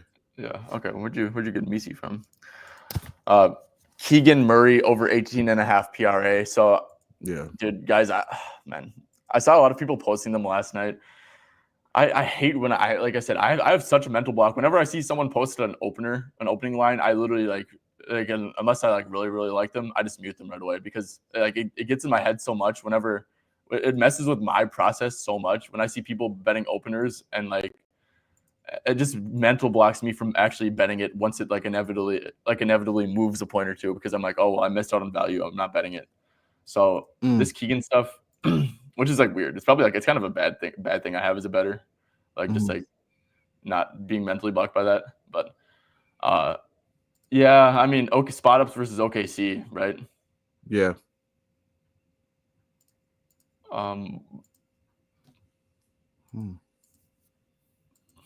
Yeah, I saw a ton of people get it at 18.5, so you definitely lost out on some value. Flo, do you got a take on it? I don't really know. I don't have a take. I know like some really smart people that I follow like are on Keegan. Mm-hmm. So I'm like, I just auto tail because I'm like, oh, because like I like the write up, I like the thought process behind it. So I'm like, oh, if you guys like it, I like it. Yeah, I like the 18.5 for sure. And like, to be honest, dude, but it's like 19.5, and it's only at Bet365 for -130. Don't think that's an amazing price. Yeah. I guess we could do like see if there's a, because I don't even want to put a minute filter on him, because like, what if OKC wins by 25? Like, I don't think that. I think there's a good chance that this game's a blowout. I guess we could do bottom half of the league and spot ups. Then you're getting over in 10 to 18. What about with Fox, DeRozan, Sabonis, Monk? 8 to 13. So yeah, I'd lean over. Yeah. Okay. Flo, LeBron over 26.5 points. No, because I don't trust the full game, and I don't trust that this will be a game with like 6 minutes to go. I'd rather just get in and out on the threes. That's just me. Like he could go totally broke. I get it. I also have a rule of thumb. Whenever you have a guy like LeBron who's like 3 for his last 19 for 3, guess what he's gonna do? Find the stroke from deep. He's probably gonna start 2 for 2 tonight. With the Knicks. That's what happens. I'm still so upset at myself. The number one bet, everyone has a bet they didn't take or took, that whatever. Nas Reed, not laddering that dude to 6 threes when he came to, or 5 threes when he came to MSG. He literally just had his jersey retired. I only took his base. And he's like 4 for 4 in the first half. And I'm just sitting there just like, what are you doing, bro? Yeah, no, I'm in complete agreement. I don't like the points at all, to be honest. I think it's like, bro, the thing is, like, what percent of the time when he has like 24 plus points, think he has like 2 threes? Like, probably a lot, right? Yeah. And also, I just don't like the idea of like going against OG where like your center's Jackson Hayes and they could just help off this dude. Like, I'm just like, yeah. Oh, yeah. OG. Yeah. For sure. Because OG is definitely going to get the assignment too. It's not going to be Mikal. Yeah. Mikal will be on like Reeves. Yeah. Yeah. Yeah. So maybe actually like lean under, to be honest. Yeah, I know. But no one wants to hear that though. Yeah. Khalil points. So I did look at the head-to-head. I saw that he did kind of have a monster game. Spurs defense has been god-awful, man. Oh, crap, and I've been on the wrong one. Spurs defense has been god-awful, man. I mean, if we go to like the last 10 games, just like overall, I think they're allowing the most points per game. Yeah, I mean, what is going on, dude? How you guys are allowing more points than the fucking Wizards? You guys got Wemby out there. Yeah, no, Spurs defense has definitely been god-awful. I know pick and roll man, pick and pop guys against Wemby can be profitable. And also, weirdly enough, dude, like less than 10 feet, Spurs allowing the fourth most field goals made over the last 15 games. I mean, I don't know how that's the case when you have Wemby out there either, but a lot of boxes are checked here, man. I mean, he scored 25 against the Spurs. Mm-hmm. They got 19 shots. Now you're asking for a 13.5 line. You know, I think it makes sense. But so we don't have a line, but I don't have a lean on in this matchup. The one I was going to mention that was like we don't have a line is like one of Tari Eason or Cam Whitmore against the Nets in a game which like I mean like it's never a bad idea to target like backups against the Nets, and like in a game where like the Rockets have had like a tough stretch where they've played like Boston and Memphis and Cleveland 2 times, and I'm like, yeah, this might be just like like get them out of here so we can all sit on the bench in the fourth quarter. Yeah, and I haven't checked on Sengun, but if Sengun's out, like Tari Eason might be in another great spot again with all the minutes he's going to see. Yeah, I actually agree. I actually really like the Whitmore thing too, because I think Whitmore might get garbage time. Oh yeah, because I don't think if would get garbage time, but if Whitmore, I think would actually get garbage time for sure. And just like Nets are such like if you're a spot up and transition guy, which like Whitmore and Eason are, like perfect matchup, dude. And I do got to say one thing about Cam Whitmore, dude. I think Cam Whitmore might be like my least favorite player in the league. Just like I've bet on him a few times, bro. And like, dude, his body language is the worst I've ever seen, man. And it's like he gets mad when his teammates score, and like and if he was like semi open, you know? Yeah. Like, come on, bro. You're on a winning team. You're on a team with a bunch of like other young guys. You're getting rotation minutes on a number 2 seed as a what, like a 20-year-old or something. Yeah, like he has a ton of upside. Like I like his game. I can't tell Yeah, if I like he's the game like too. I can't tell if he's being held back by Udoka or if he's just like the modern day Cam Reddish. Because like when Cam Reddish was on the Hawks, like he'd give you like that one game every 15. You're like, oh, this guy's 6'9" with handles is crazy. But like he kept getting traded, and people were like, why did he keep getting traded? Because it's like he's a bad attitude, like kind of player. So but I love Cam Whitmore though. I think he's like a ton of talent. Like I'd love him on the Knicks. But like Dude, if they drop like one of those like Cam Whitmore 9.5 lines, like I might have to take some Cam Whitmore today. yeah, I actually that's a great look. I'm completely aligned there with Whitmore. I might even go PRA just for just in case he gets like extended run. If I think it's a good spot for maybe ceiling minutes for Whitmore, and whenever like I think ceiling minutes Yeah. could be in play, I always like to just combine all the stats together. Yeah. But yeah, for a scoring matchup, it's great. Also, one thing, an edge, guys. I think this might be like the best edge in betting. One of the best edges in betting. If Steven Adams starts over Sengun, Claxton under rebounds, bro. Steven Oh Adams yeah. crashes the offensive glass every single time. It's like Steven Adams and Mitchell Robinson are the 2 people that can come to mind who box out every time and are strong as hell and crash the offensive glass every time. Dude, you are not going to get – I played Zach Edey under rebounds. He had 2 rebounds, bro. And he's like 7'5". Claxton under rebounds if Steven Adams starts, guys. I will 100% be playing that.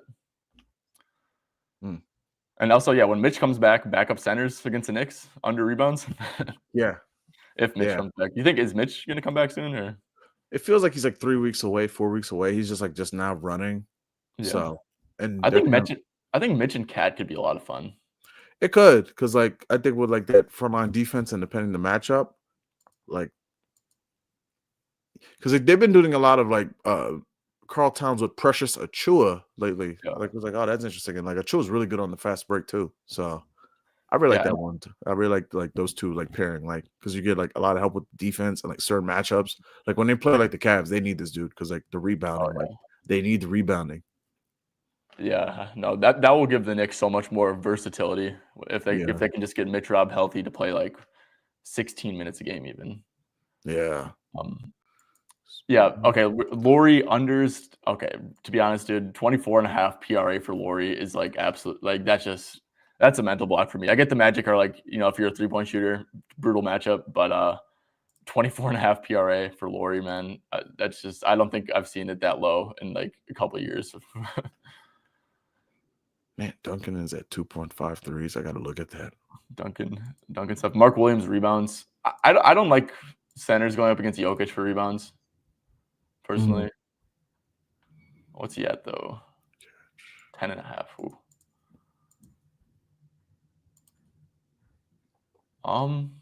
Yeah, I think it's a fair set line personally. You said you're looking at Duncan Robinson stuff. Yeah, like I don't know what the matchup looks like with the Spurs, but I'm like, whenever it's like at 3 for guys gonna take like 9 a game or 8 a game. Let me just see if it's even a good matchup. I don't even know. Appreciated, Patrick. Flows is at Stephen Florival or Stephen Florival. My bad. Stephen. Yeah, I'll spell it out. So it's Stephen like Curry, Stephen, and then his last name Florival, and that's where you can find me at. Yep, and then I'm at Tyvan Klinger, TyvanKlinger. Appreciate your support, Patrick. Hey, thanks for tuning in, man. Let's see. And one thing I do want to say, guys, if you guys are on YouTube, because we do got a very decent chunk of viewers. Appreciate shout out Flo. But we do got a decent amount of viewers right now. If you guys are on YouTube, like and subscribe really does help the channel grow a ton. It helps helps me out with what I'm trying to do with my next chapter in life. So if you guys do appreciate the free content, just like and subscribe does go a long way. Aiming stuff makes sense too. Just aiming against a terrible transition defense, dude. I mean, sign me up. I think that Amen stuff makes sense. I think everyone on the Nets or on the Rockets makes a fair bit of sense. And Amen's line is super low, like 28.5. Yeah, like I think his points are like what 16.5, 15 at DK. Yeah, but 16. Yeah. Obviously, the blowouts look what you're about because the Nets are like not a professional team, like at all. Hey, they got Ben Simmons though. Yeah, yeah. Ben Simmons who wants out. Man. Join a contender. I really don't believe that he wants to join a contender. Yeah, like I think he's just like talking. Like he's actually been like playing solid ball this year, but it's Yeah. just like I just feel like it's because he's in the environment where it's like stakes free. Hmm. I will say Ben's like a great passer. Like Ben truly is like a great passer. I think he's like leading the NBA in like assists per Mhm. 36 or some shit, Yeah, yeah, which is like passing the scrubs. yeah, yeah, passing the scrubs too.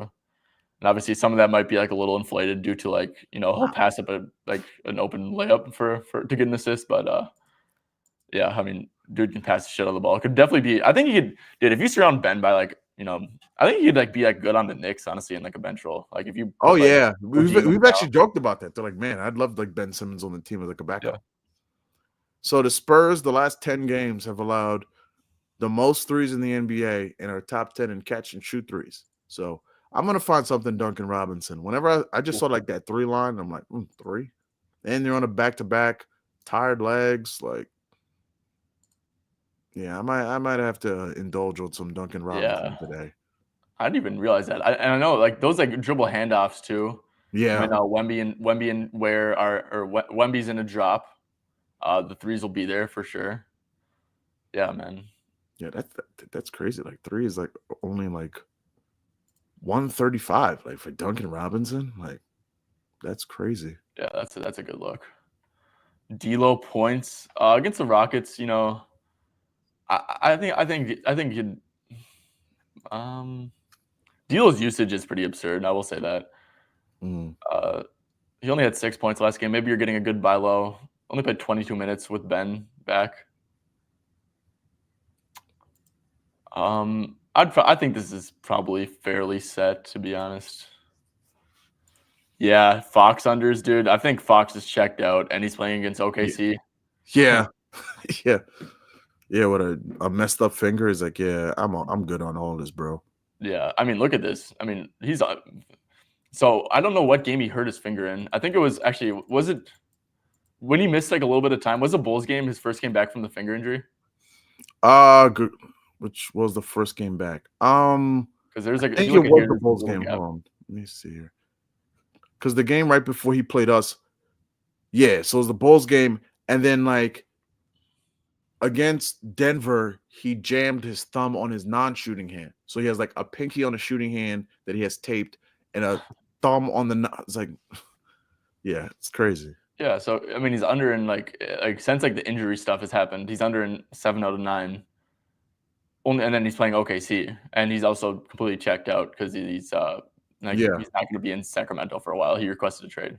I yeah. think it's look. There's definitely a little mental block thing with like, okay, why am I taking a Fox under 21.5, right? Mm-hmm.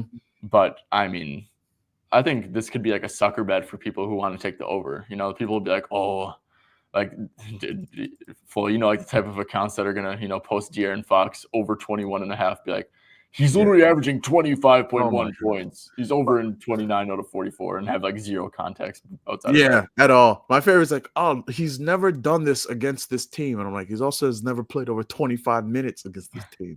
Yeah, and like this team is like a completely different team, like every single year, Yeah, it's coached like by a a different coach. completely like different squad. Yeah. Yeah, no, this is a great bet. I actually think that this makes a ton of sense.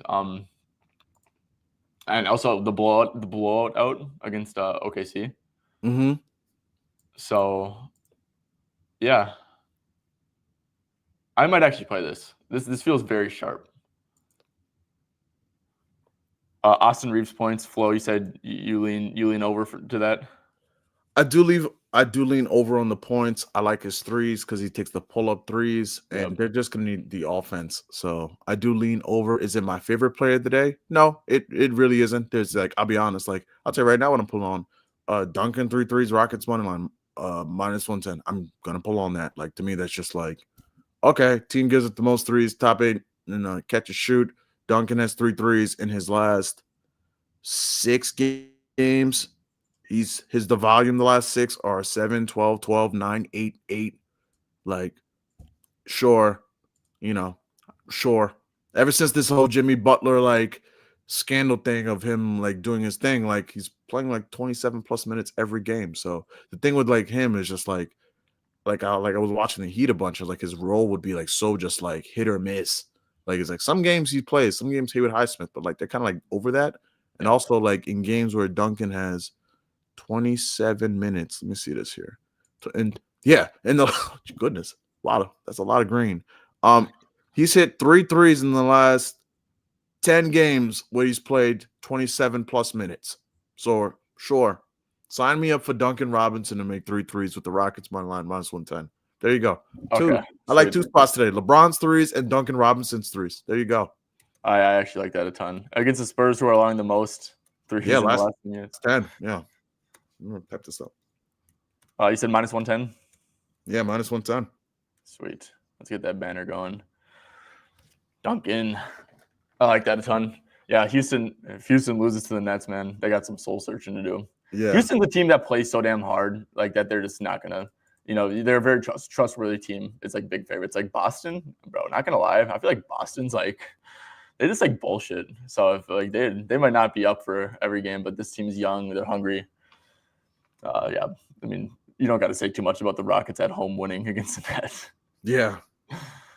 One team wants to win and one team doesn't. Okay, let's get into a couple more. Hello from Poland. Oh, that's awesome. Oh, thanks for tuning in, my friend. Good vibes, Flo. Yes, sir. Mom who bets. Oh, Mom who bets. Oh, thanks for pulling up. Mom who bets is like, she's like a great supporter. She's like day one. She's like, spoke to her. It's like great vibes, great person. Yeah, that's why I love our community so much. Like, I love the fact that we can like link up and do a stream for the first time. Like, it's one thing to like be on Twitter and social media, but like it's actually like real people behind these Twitter accounts. Yeah. So yeah. No, this is dope, and I also think Mom who bets is dope that you're a mom who bets in general. Yeah. Yeah. D-Lo, what's going on? D-Lo, I appreciate you tuning in, always supporting. Thumbs up on the way, yes, sir. Ricochet PRA. Yeah, I saw Ricochet is popular after like the great performance he had. Like, I'm not trying like I haven't looked at it, but like I'm not trying to go crazy on like 3-point plays, But like DeAndre Hunter's 3 was like -110. I saw that. I'm like, man, -110, like for a guy who like can't help but chuck up 8. But I do know the Pacers do stay home. I have to like look at it. I'm going off past memory. Like they stay home. They like to shut off the water on like that on threes. Like Trae Young stuff is like very enticing today too. Cause man, with no Jalen Johnson, like all the usage in the world and his potentials have been insane the last like 5 games. You're like, one of these games I gotta stay close and he's gonna like come through. Full, not gonna lie, I think you are thinking about last year's stuff because what Indiana, they did this to start the year, but now they're 24th against spot up. They're 14th against pick and roll handler, and if we go to like last 15 games, they're 5th lowest in pull up frequency. So Miles Turner actually has been blitzing, and they've kind of like absolutely switched like the stay home scheme. So okay, fantastic then. Yeah. So I think that like a Trae under points over assists, like could make sense. Yeah. And then,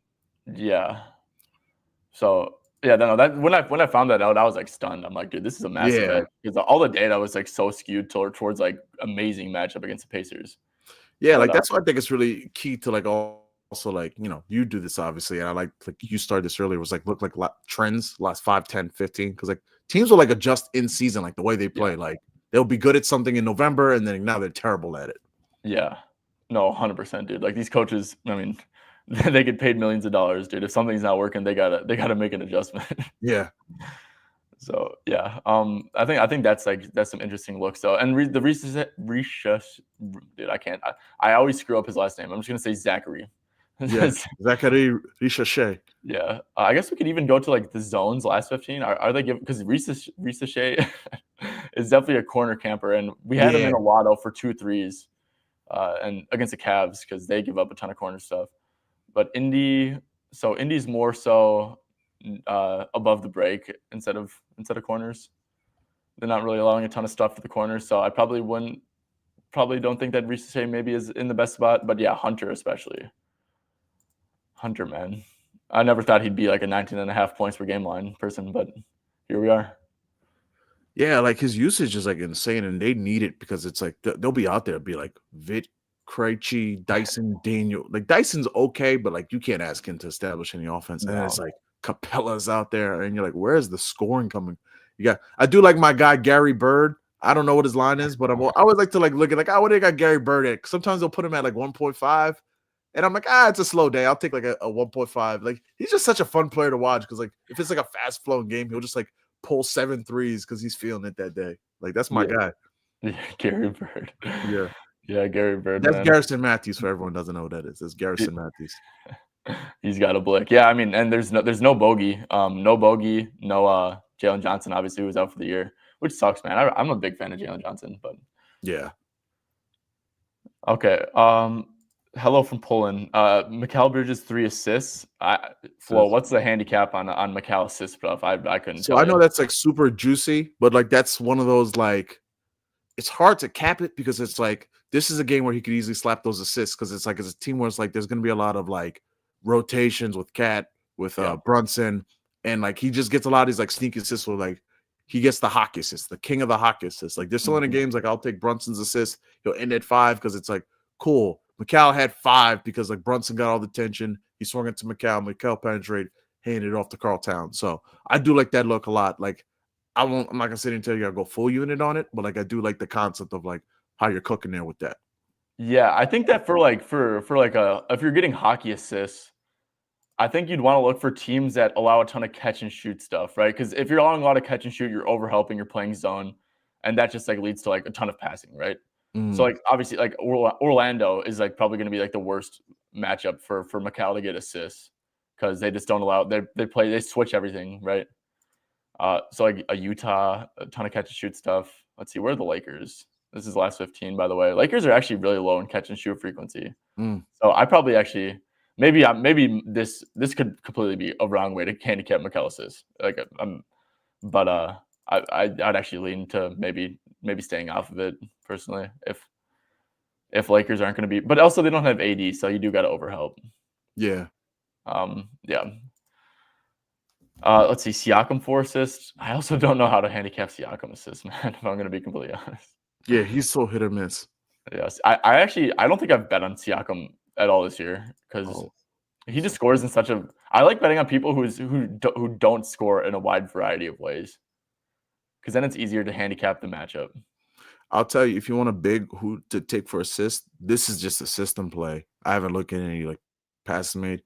It's Sengun because the Nets cannot handle dribble handoff, and they see bigs who pass the ball and then like they just don't know what the heck to do. Like I'm telling you, if you just look at like from Towns to Bam to Vucevic to like it's just the system. Zubac, like every time it's like, oh, they're playing a big who knows how to kind of pass the ball a little bit. I don't know if Sengun's even playing today. I just like auto take it, whatever it is. Like there's a streak like before Bam played them where like he was barely covering. I'm like, he'll find a way to get like the 4 assists. Like he will, and of course he did. Like at the end he did because like they try hard. They're young dudes that try hard, but their dribble handoff defense is like terrible. No, yeah, dribble handoffs, but also like it actually makes sense because if you look at the scheme that the Nets run, is that they blitz a pick and roll. So if you're the pick and roll handler, you gotta pass the ball to like to the roller, right? But then if you go to the roller, or Sengun, because if you go to Van Vliet, right? I mean, first against a pick and roll handler, and then you go to Sengun, and then they're actually 6th against the roll man too. So it's like they're forcing the pass to the roll man, but they're not allowing them to score. So that's a very very good assist matchup for what you said, and like you backed it up with like everyone getting assists.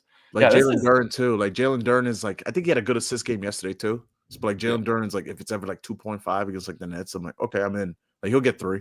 Because like he'll just do like the dribble handoff to like Cade or Beasley or Tim Hardaway or like Tobias or someone. Bro, this is a great bet. This is a great number. Like this should be 5.5 for sure. Let me see here. Yeah, no, Flo. I think this is amazing. Yeah, I think like the coffee is just like starting to like, I was doing the first 40 minutes of the show on like cruise control. Now the coffee's kicking in, so I'm like, oh, like doesn't this team stink versus da da da da da? Yeah, no, this is, I guess, and then defense position. I'm not a big fan of defensive versus position, to be honest, because I think a lot of, especially if you use like last 15 games, and I think that just like basketball is so positionless. But I do like defense versus position for centers, and Brooklyn Nets, yep, 3rd most. and that completely schematically checks out as well. So yeah, 4 point. Yeah, this is. I mean, shit. This is a great look. I gotta dig into this. They play already this year? They did not. And it's with Jordy, so you can't look at last year data because this is Jordy's scheme. I guess there's one. He did miss last game, and I could definitely see like shitty minutes here for Sengun if he's actually dealing with the calf issue and 14.5 point favorites. Yeah. I guess that could be the one thing. Maybe even Sengun under. Oh, I don't like that number. And they allow the most points per game to post up too. Like I'll give you like one more system play. This is me, like, once again, these are me just like I like to just like throw thoughts out there. Like when I start the day, look the slate out, like I'd like write down like, oh, that looks interesting, and then like go research crazy. But DeAndre Ayton, Lord knows, I don't think there's a single soul in this world that enjoys betting on DeAndre Ayton or has great DeAndre Ayton stories of how much money the man's made them. But your man DeAndre Ayton actually is like playing hard and giving a damn and getting consistent minutes. And he has a double-double in 3 in his last 4 games. And he's going against Nick Richards, who's the human double-double. Like, Nick Richards will get you to a double-double. So, Ayton's at minus 130. I thought it'd be better odds. I'll shop around and see if – I probably won't even play it. But, like, if you just look at, like, centers against Nick Richards, I noticed this when he was on the Hornets playing 24 minutes. Like, because he just sits there and sets screens and no one pays attention to him and no one, like, follows him when he's the roll man. And, like, it's so funny. Like, sometimes, like, he'll be wide open and like Book or KD just like wave him off. So like opposing centers against Nick Richards go like stupid. Like I thought about taking it yesterday because I was like, oh, because like they had like this guy Post for the Warriors. I don't know if he had a line. Well, he posted like, this is the truth. Yeah, I was like, this is the test. If this Post guy goes crazy, it's a system now. So now it's officially a system because I'm like, it's the Nick Richards system. Like the opposing centers run rebounds, run it every time. And just live with whatever happens. Somehow Rudy only had 5 rebounds. The Wolves only had 34 rebounds as a team. That's a complete anomaly. So that was that was a tricky one. I actually went Jaden McDaniels there for 5.5 because like I remember because I'm like I don't trust Rudy because he can't catch anymore. I don't know what happened. Yep. Yeah. So it's like Zoo. Yeah. 16. What did Zoo do? Yeah, 16. But Zoo's an animal too. Okay, if Alex Sarr was snagging, okay, good. yeah, Alex. Yeah, that's the. But Kuzma was just snagging all of them. I mean, Kuzma had 10 defensive rebounds. Kuzma will do that. He'll just like Jared Allen, 11 in 22 minutes. I think Duren had a good game too. 10 in 24 minutes. Like, yeah, it's just like go down the line. It's just like, who did he play today? Like, this is when he was on the Hornets. Mayonnaise doesn't count. He's not that good. Ayton has been given a shit. Like he's been good, man. I don't even hate. Blazers are good, man. Blazers, I doubted him against the Magic. Blazers are good. Mm-hmm. I was actually really. I never bet spreads, and I was so close to betting Orlando -5 against Portland. I took a -5. I was like, okay, bounce back. They're gonna get their payback for what happened. And I was like, nope. Like Avdi is playing fantastic. Yeah, defense and like that guy's awesome. What's Suns in transition, man? Because Denny in transition is a straight like. He's just like a bull. He does not give a shit. He just puts his head down and goes. Yeah, Denny. I like Denny a lot. He's on a great contract. Let's see. Okay, Flo. I had a really strong. Oh no, Flo. If Simons does not play, you were talking about centers. I was talking about centers in the short roll. You're talking about centers in the handoff, bro. If Steven Adams plays and starts at center, assists. Because that's a great call. Yeah. Because he sets the best screens in the league too. Yeah. Hold on. We go to Nets versus hand. Oh, Steven Adams is a great short roll passer. He'll be able to punk Claxton on the offensive glass for like rebounds and then kickouts. Let's see, what did he have? So Steven Adams last game was like the fake. Because it was really the Dylan Brooks revenge game. So I almost took as a gag, like, oh, let me take Steven Adams rebounds. I think it opened like 8.5. And I'm like, he's not going to be out there for like 20 minutes. I'm like, I'm good. And he hit a double-double. And I'm like, okay. Like we've seen it all. He had 3 assists. This is Steven Adams. Like I'm serious. Steven Adams is a great short roll passer, weirdly enough. Yeah. Great screen setter, great dribble handoff guy. Yeah, I think Steven Adams, if he gets 2.5 assist line, that's a great, especially if you have plus money. Yeah. Yeah, I just rest Sengun, man. Dude, if you rested him against Memphis, Like, there's no reason to force him back against Brooklyn. I really actually want to see some Stephen assist lines. Hold on. Okay. Now I have like one more. It's crazy. You brought me here for the Knicks. I've given you like one Knicks play and like 4 plays from every other game. Like, I love Ant today. I love your man Duncan Robinson. And like, 1 second, I have to look at one more here. I got one more for you. See, Joel said Khalil Werde. Yeah, I think Khalil's points are in a great spot, Joel. Wemby unders. Ooh, you got nuts. That does sound high. So I hate to do the, hey, do you know what this dude has done against this team and a player, especially when one of the games 4 years ago? But Ayton, 3 career games versus Nick Richards. One was in 2021. 15-15, 16-16, and last year 26-19. There you go. Yep, and DA also against Phoenix, a little added motivation. Oh, yeah, I'm in. You're in. What's the official dub? Or PR? Damn, I'm gonna go PR. Sweet, 25.5 PR. I'm proud of myself because I almost took Jokic triple-double yesterday, and I'm like, why not just take the assist? Like, is the extra, 125 to 135 for 10 rebounds, and then he ended on like 9 rebounds and like screwed over a bunch of people. I don't know if you saw that. Yeah, no, I remember someone came on the show asking about Jokic triple-double. I'm like, dude, I mean, it's literally just, is he going to get 10 assists and he didn't get the 10 rebounds? Yeah. Yeah, that's insane work. Yeah, no, DA in great form against his former team, against Nick Richards, as someone who has a great history against. I think it's a great play. And Portland Suns on the second night of a back-to-back, guys. You might just like, Suns also aren't a good team. I don't care how much they beat the Warriors by. This game's going to be close, I think. So, yeah, DA's in a great spot. I think that's a really, they're just like the more, I feel like, dude, it's just crazy how much just talking to people about bets can like help with your process. Yeah, like, first off, thank you for having me on the stream. Amazing stream. No, love the vibes. We're like 90 minutes in, having a great time. But like, bro, I agree with you so much. Like, there's so many times I'll be like sitting here trying to like, what do I like today? And then you just like talk to someone who's like real chill or like knows ball. And then you're like, oh man, that bum is playing in Portland tonight against da da da da da. And so like, yeah, I couldn't agree more. It makes it way easier to like see the board and like actually go on and play. And I'm always interested like how certain people see games. Like for me, like I love chasing rebounds. Some people hate chasing rebounds. There's people like my guy, why not KD, is like the 3-point whisperer. He's like, he called out like Patrick Williams threes the other day. I'm like, bro, like you got us out here taking like Dylan Brooks and Patrick Williams threes. You know that, right? He's like, yeah, man, love it. And like it hits. It's like, some people just have like that's their calling in life. Like, I like steals and blocks too. Like I feel like I can like Jared Vanderbilt, please give me the 2 and 3 steals. Like just give me something like that's a great odds and I'll take it. Yeah, I'd say I'm like everything but steals and blocks. So I always like to hear in on like a steal and block reasoning because I just like back in my day I didn't do much defense, so no, I'm playing. But I just don't really I don't know. I guess I never really got into it, but yeah, rebounds. I love. There's something satisfying about betting a rebounding prop and just like watching your dude like grab an contested rebound. He's like, I took his 8.5. He's got 6 in the first quarter. Yeah.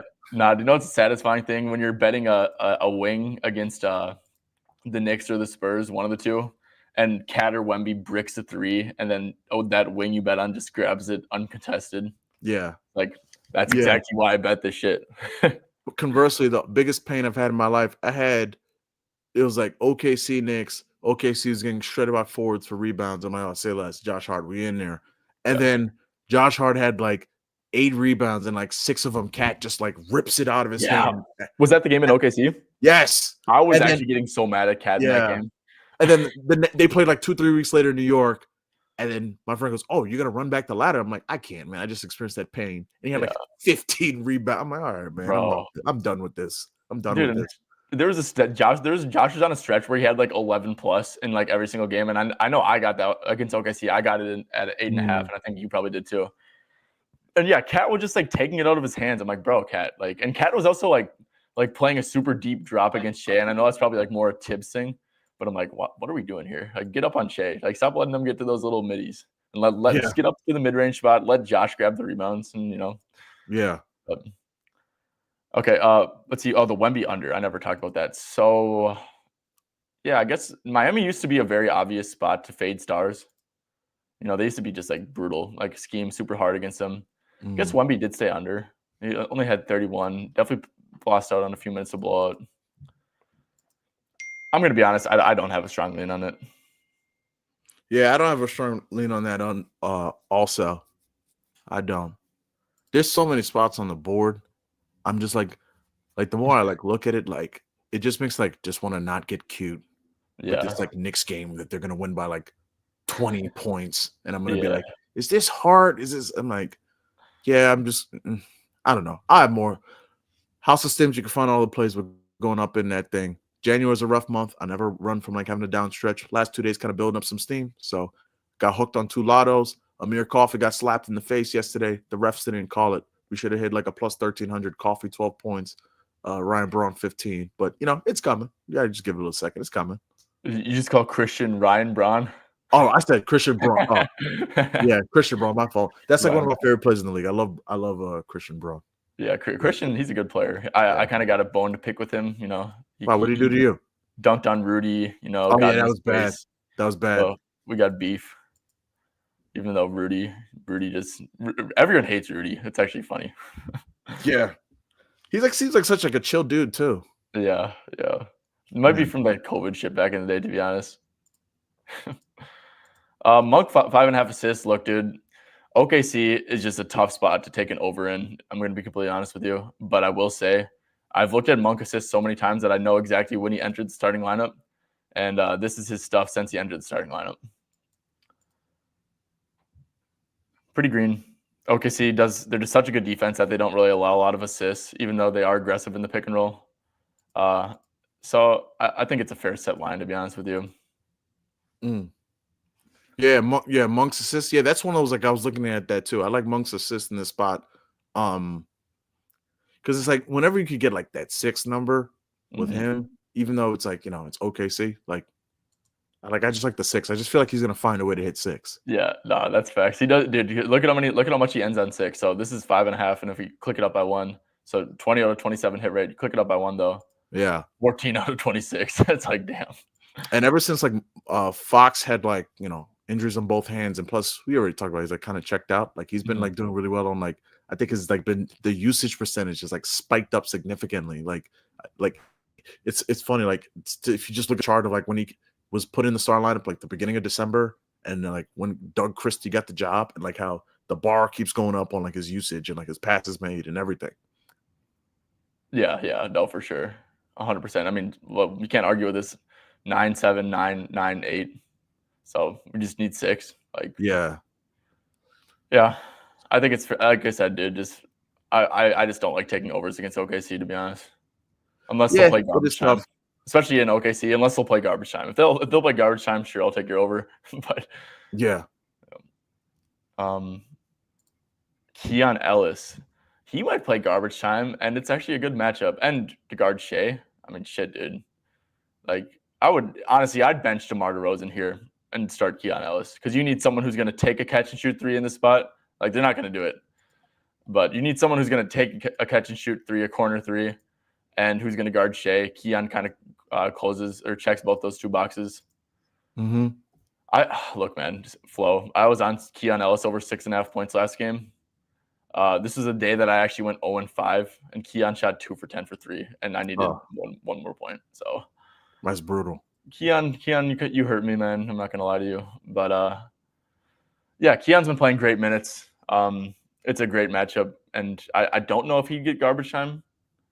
I think that maybe he would, but yeah, I actually think that this is a good spot for him, especially minutes will be needed on defense for sure. Yeah, in a spot like this, I'd be I know you're not a steals guy, and I don't know what OKC ranks the steals, but Keon's steal and 2 steals have just been automatic. He just always finds a way to get at least one. I know the last game he didn't get it, but I know what game was it I had him for 2, I think it was the Nets game. I just oh, he's playing the Nets, just take his steals. He'll find a way to get it done here. And that's what he did. He's absurdly consistent. Yeah. He's one of the best defenders. Him and I need to see where are the Kings to steals, because Case and Wallace, like they're gonna need Case and Wallace in a game like today, and like Case, I don't even know if I haven't like followed OKC enough the last like 5 games, but Case and Wallace steals. Like there's a stretch he had like 2 in like 6 straight games. I'm like, yeah, Yeah. Case and Wallace with 2 steals every game. And I know Caruso's out for this game, so that could, boost Yeah, up minutes a little bit for Kaysen. Duncan threes, flows. There's an official here. Duncan 2 threes, Houston money line. yeah, Yep, yeah. it's a great bet. And it's not an official with me. It's like your play, but like I co-sign like that Ben Caro 5 assists. Like, oh my goodness, like 5 assists just feels like so right. Versus the Utah Jazz, man. Yeah, it's like the Jazz are sometimes like I think I don't know if you have this problem, but I get in my head sometimes where like I like to have all the information and everything, but then sometimes you just like just think about this for 2 seconds. It's Ben Caro versus the Utah Jazz. Do you think he can hit 5 assists if he plays 36 minutes with like Franz Wagner? Like, yeah, dude. And especially just like given how bad I also just really like, because the one thing you got to be like careful about with the Utah, especially when Utah is on the road, is just like, is it going to be a blowout? That's the only thing. And like, I really don't think this game's going to be a blowout. So, okay. Wemby PRA. We already talked about Wemby PRA. We honestly don't have a lean on it. Castle over 1.5 points. I think do you mean Castle over 1.5 threes or Castle over his points? Vale, can you clarify that down below, and then we'll get back to that. Vale, yes. Fox under points. We already talked about this. Definitely like that under look. I think it's actually very sharp. We also talked about this. Chris Paul over 1.5 threes. We both really like that. He'd give up a ton of pull-up threes in the pick and roll. Now that Kalel's starting, it only thing that scares him is like the back-to-back because he's an old guy. I think like he has 0 threes in his last 4 back-to-backs. So the matchup's really good. So I don't know. I might stay away because I'm just like afraid. Like whenever I see something like that, I'm like, oh, I don't know. Yeah. J-Main, Keegan Murray, perfect 18 out of 18, 19 PRA versus OKC.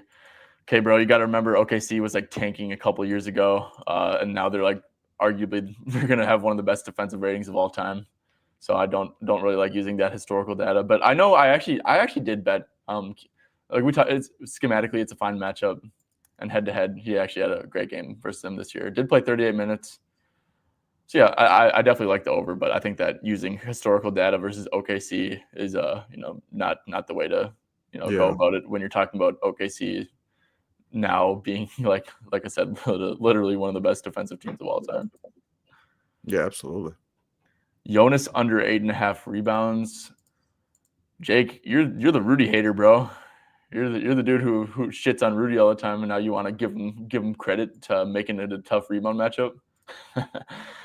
No, seriously though, Rudy definitely crashes the offensive glass, which and he's a good offensive rebounder. He'll make it tough for Jonas to grab defensive rebounds, but I don't trust Rudy to keep Jonas off the offensive glass. Mm-hmm. And this is a really low line for Jonas. Oh wow, he only played 18 minutes, even though he started. Wow. What do you have Jonas stats here? Do I have his stats right now? Do you have like thoughts on Jonas stuff? Oh, like Jonas. Yeah, he kind of let everyone down last game because I know some smart people took the PeopleStar against the Lakers, and I didn't blame them for it. What's his line? 8.5 rebounds, and Sar's out. 8.5. That seems a little high, and like Minnesota does play like kind of slow, and it does feel like a game where like with no Randall, like whether it's Nas or J-Dub, there's going to be probably like long rebounds because it's going to be like Nas shooting threes or McDaniels. So I tend like he's a monster. He can easily grab the 8.5. He could easily. Oh, he said under. Oh, okay. I'm sorry. I'm just not seeing the comment. Yes, it's funny. I was making the argument for the under while thinking you were talking about an over. Yeah, I would kind of like lean under a little bit there. I would like he could still inhale rebounds, and the thing you have to worry about is like if he does the thing where like he misses his shot twice in the cup and gets like 3 offensive rebounds, and you're like, that's not fair. But yeah, he could definitely do that against Rudy too. Yeah. Yeah, I just don't know what his minutes are going to be, dude. Like this was like a worst case scenario game. Like they lost by 40, Yeah. But what they're 15.5 point underdogs against the Wolves. Look, they're tanking. I would assume that he plays like 24 minutes or so. If we go to like 20 to 26 minutes, Then, the hit rate's pretty good to the over, points pretty good to the over, but I don't know. I think I agree. I think I lean under. I think it would take some like bullshit like that tap rebound shit to go over. That would be my guess. Yeah. Yeah, Monk under points. Yeah, for sure. I endorse it. I mean, 19.5. Yeah, dude. Against OKC. Yeah, for sure. I mean, someone's got to score for the Kings. Maybe it's Keegan Murray. From a matchup perspective, you think it would be, but I mean, or maybe it's DeMar. Teams just kind of like don't give a shit about DeMar's like mid ranges anymore. Yeah, they don't. It's like, okay, this is we're very analytic driven, and DeMar, you can shoot all these mid ranges as long as you're not shooting them at a KD clip. Like, go ahead. Yeah. Zaire Williams, Jake, you just be pulling out the most random shit. Under Yeah, 1.5 threes. Okay, do you want to know a crazy edge? If you're coming off the bench for the Nets, I don't know if he's coming off the bench, to be honest. If you're a bench player if you're coming off for the bench and you're playing your minutes alongside Ben Simmons, you're gonna get your shots in, and you're gonna get good looks in. I think Zaire started, which I don't know which would actually be good. Yeah, so you're thinking like Tyrese Martin. That's like the ultimate like garbage time guy. That guy like puts in work in garbage time. Tyrese Martin. Yeah, his rebounds. This is the wrong matchup for it, but his rebounds is a wagon whenever Zaire is out. Like that dude has missed like 6-7 rebounds. That guy's wagon. Jake, I'd lean under. Houston just like does not give up threes. Them in Orlando. Yep, Sengun 4.5 assists. We talked about that. Full endorse to it, but he might not even play. So yeah, Vale. I mean, OKC's like I said, they're a very smart team, right? Like, I seriously don't think that they give a shit about DeMar shooting a million mid ranges, especially when they have good defenders to like make them tough on him. So he scored 30 against them, and that checks out, right? And he scored 30 and they lost by 21. Yeah, like I said, OKC's a smart team. I actually really do like. I think it's a DeMar game. And I don't think it's a Fox. I think it's a DeMar and Keegan game for OKC or for Sacramento. Yeah, I'd agree with you on that. Because I think the thing that can make it a DeMar game is Fox and Monk going to go off? And against OKC, they absolutely should not go off, right? Yeah. Like, they're going to get trapped. Hardenstein's probably going to be playing up because they're just like lethal, really good pick and roll players. Yeah, so. I think that just by default, it could be a DeMar game. 21.5 PA. So you're just asking him to get 2 assists. Dude. Yeah, I mean, that sounds way better. Look, dude, you might be onto something, bro. Vale, this is actually a really good bet. Because I was thinking about it. Because I was like, yeah, I like Monk under. I like Fox under. I like Sabonis under. I like Keegan over, but Keegan's like only going to get like 12 shots or something. Yeah. Look, if this game stays close, Flo, I know you're a big ladder guy. I think if this game stays close, like DeMar 25 plus is a great look. Who's probably going to be on DeMar? Like Dort, maybe? Is Dort still out? Oh, is Dort still out? I don't know. Yeah, I could see it. Like, hold on. Like, no, he's in. So shout outs to the people at Props.cash. They have like a great feature where they show you like where the player's shot profile is against the team he's playing. So last 10, yeah, everything OKC just scares me. OKC has the 28th bet. They're the 4th best defense in non-restricted area points. That's where DeRozan shoots 28%. And mid-range, where he shoots 33%, they're the best defense. So I don't want to talk you off. I just want to give you like the information. Yeah. It does scare me. Like, this is like last 10. So it scares me a little bit. Like, I'd rather just like be safe over here and go against like the Spurs. And like the Suns, just play it safe, and like the Lakers, just like, all right, I'll just be in the shallow end of the pool over here. Yeah, I'm rooting for you though. Yeah. Okay. Look, I think that just from like a basketball perspective, like I totally get it. I use this stuff all the time too. But like whenever I see someone go off and like they still get blown out, it's like, okay, it worked. Like, and also just like knowing why DeMar is like he's such a good player, but he's not getting a significant contract and stuff.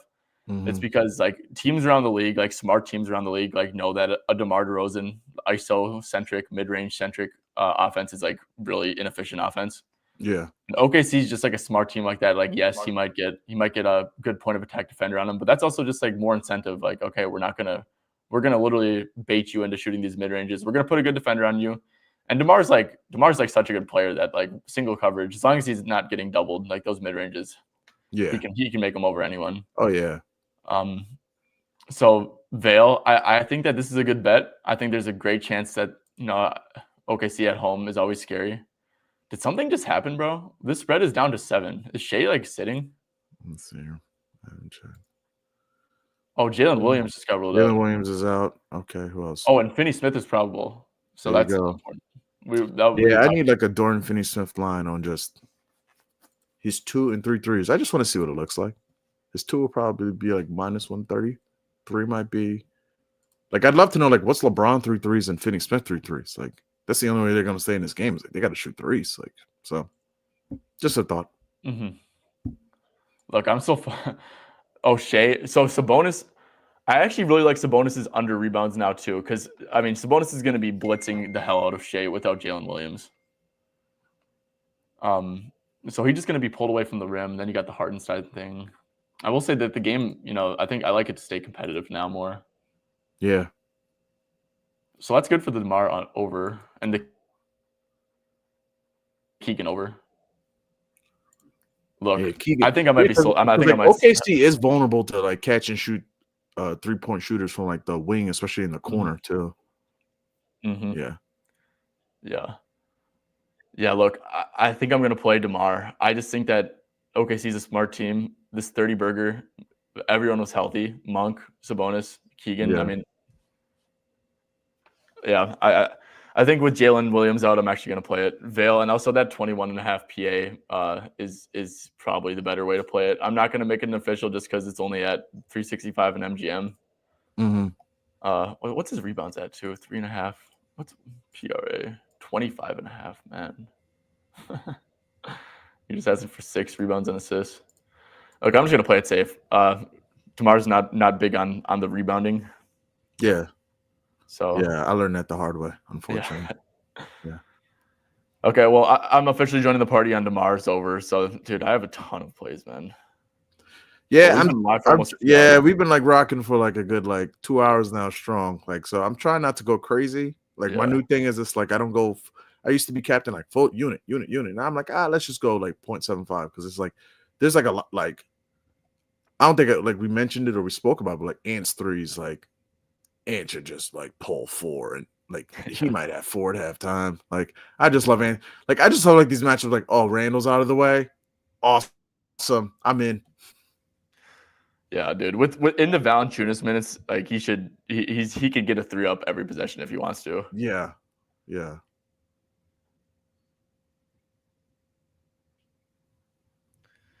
Okay, sorry. I'm sending in DeRozan.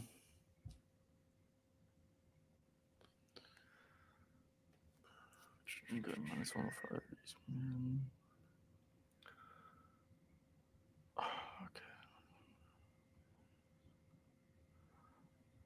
Okay, I think we've been live for long enough. I think we're about to wrap stuff up. Yeah. 2 hours. I think this is the longest stream I've ever done. So, but that's easy. It's easy when like we're just like flowing over stuff. We're having good conversation, good discourse over props. Yeah, and like it's like a good looking board too. So yeah, good vibes, man. Hopefully we let's cash some tickets today and like let's get some Saturday money. For sure. So Flo, before you head out, first of all, I just want to thank you a ton for coming on. This is a great stream.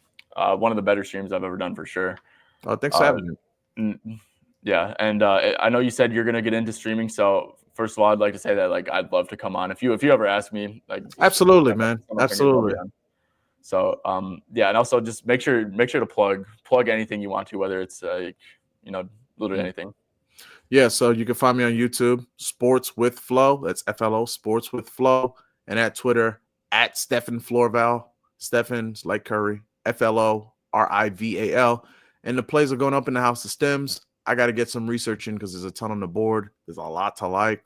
And let's make some money. Let's have some positive vibes. Happy Saturday, everyone. Let's have a good time. Yes, sir. Let's see. Okay, no, I definitely spelled. Okay, so let's see. Let me just quick get this banner going. So, yeah, guys, this is where you can find his stuff, and then House of Stims too. On that should be like linked on your X, right? Yeah. You can find it on my X account. Sweet. All right, guys. Well, I'll run over the plays one last time. I think I got everything that we gave out. I maybe even might be missing something. But before I do that, like I said, if you guys are on YouTube, just like, subscribe. Like I said, just goes a long way. We're giving out some really good stuff here, in my opinion. We're really trying our best to, actually give you guys valuable content and, break stuff down in a way that, you guys can not only tail stuff from, but learn from. So we'd greatly appreciate that. Anyways, first play Flo gave out was LeBron or 2 + 3s -130 at FanDuel, and I actually tailed that and made it official as well. So Brown in the Garden. I mean, come on, baby. Cat in the drop. Yeah. No AD. Just got to get doing. Micic, this was the play for me. Micic over 17.5 points and assists. Jokic. I think Jokic is barbecuing the pick and roll. They're going to give up a ton of assists, and I also see him being in drop. So no LaMelo, obviously. Vassell over 17.5 points. Heat have been a massive pull-up and catch-and-shoot funnel ever since Khalil Ware entered the starting lineup alongside Bam. Ton of drop coverage. And, Vassell, great pull-up shooter, great catch-and-shoot guy. Staying in the same game, Flo had Duncan over 2.5 threes, and then paired it with the Houston money line to get the juice down. I mean, the Spurs are most threes allowed last 10. And most threes, top 8 to catch and shoot. Duncan, last 10 games of 26 minutes, 3 threes in all of them. So yeah, don't overthink it. Yeah. Then DA dominating. Hopefully he's dominating today, but going up against Phoenix, actually just been crushing this line in general. Playing good minutes. Portland has not been tanking. Suns second night of a back-to-back, and great history versus Nick Richards. Yeah, great history versus Nick Richards and Nick Richards' system, where like every center alive. Yeah. If you have walking limb, if you can walk and chew bubble gum, you can get a double-double on Nick Richards. Oh, Rudy can't walk. Yeah, he's halfway there. One of two. Then Paolo, did you join this one on me? Yeah, I'm right there with you. I love Paolo in this spot. I can't. 4.5 is that's such a great discount too. Yeah, that was everyone's favorite play like 2 days ago, and this is like a way better matchup. Yeah, for sure. Yeah. I think that do I have it up there? Yeah, we have it up there. I mean, Paolo with Franz on the court this year per 36, which, if it's a close game, he'll be around there, but he's already at 6.28 per 36 with Franz on the court. It's probably even a little bit better with Franz off, more, which minutes should be staggered a little bit. And then it's Utah guys, Yeah. We know how assists are against Utah, so I'm not overthinking that one. Yeah. Okay, and then I think that was it. Were we missing anything? No, that's all we got for this one. Okay, perfect. All right. Well, appreciate you guys tuning in. Like I said, Flo, I hope to have you on again sometimes, and hopefully we can, at least just do a stream, whether it's on mine or yours, in the time coming. And also WNBA guys. If you guys, quick shout out your WNBA stuff, because I'm a big fan of it. So I do today in the W. I will be streaming every day during the week during the WNBA season. It's a long season, a couple months away. A lot of moves are being made. It was a profitable season last season. Season ended a little hard because last month the season was so janky, but we're gonna get up this season. We're gonna have a great season. First baskets, long shots, parlays every single day. WNBA picks every single day for every single game. So not for every single game because some games are terrible, but for every single day of WNBA basketball, there will be picks. So yes, sir. Yeah. Yes, sir. All right. Well, that's gonna do it. Appreciate everyone, you guys, tuning in. Tomorrow's Sunday. It's not Super Bowl Sunday, so I'm assuming we'll have a decent slate. So I'll be back tomorrow on Sunday. That's gonna do it. Thank you guys for tuning in. Peace out.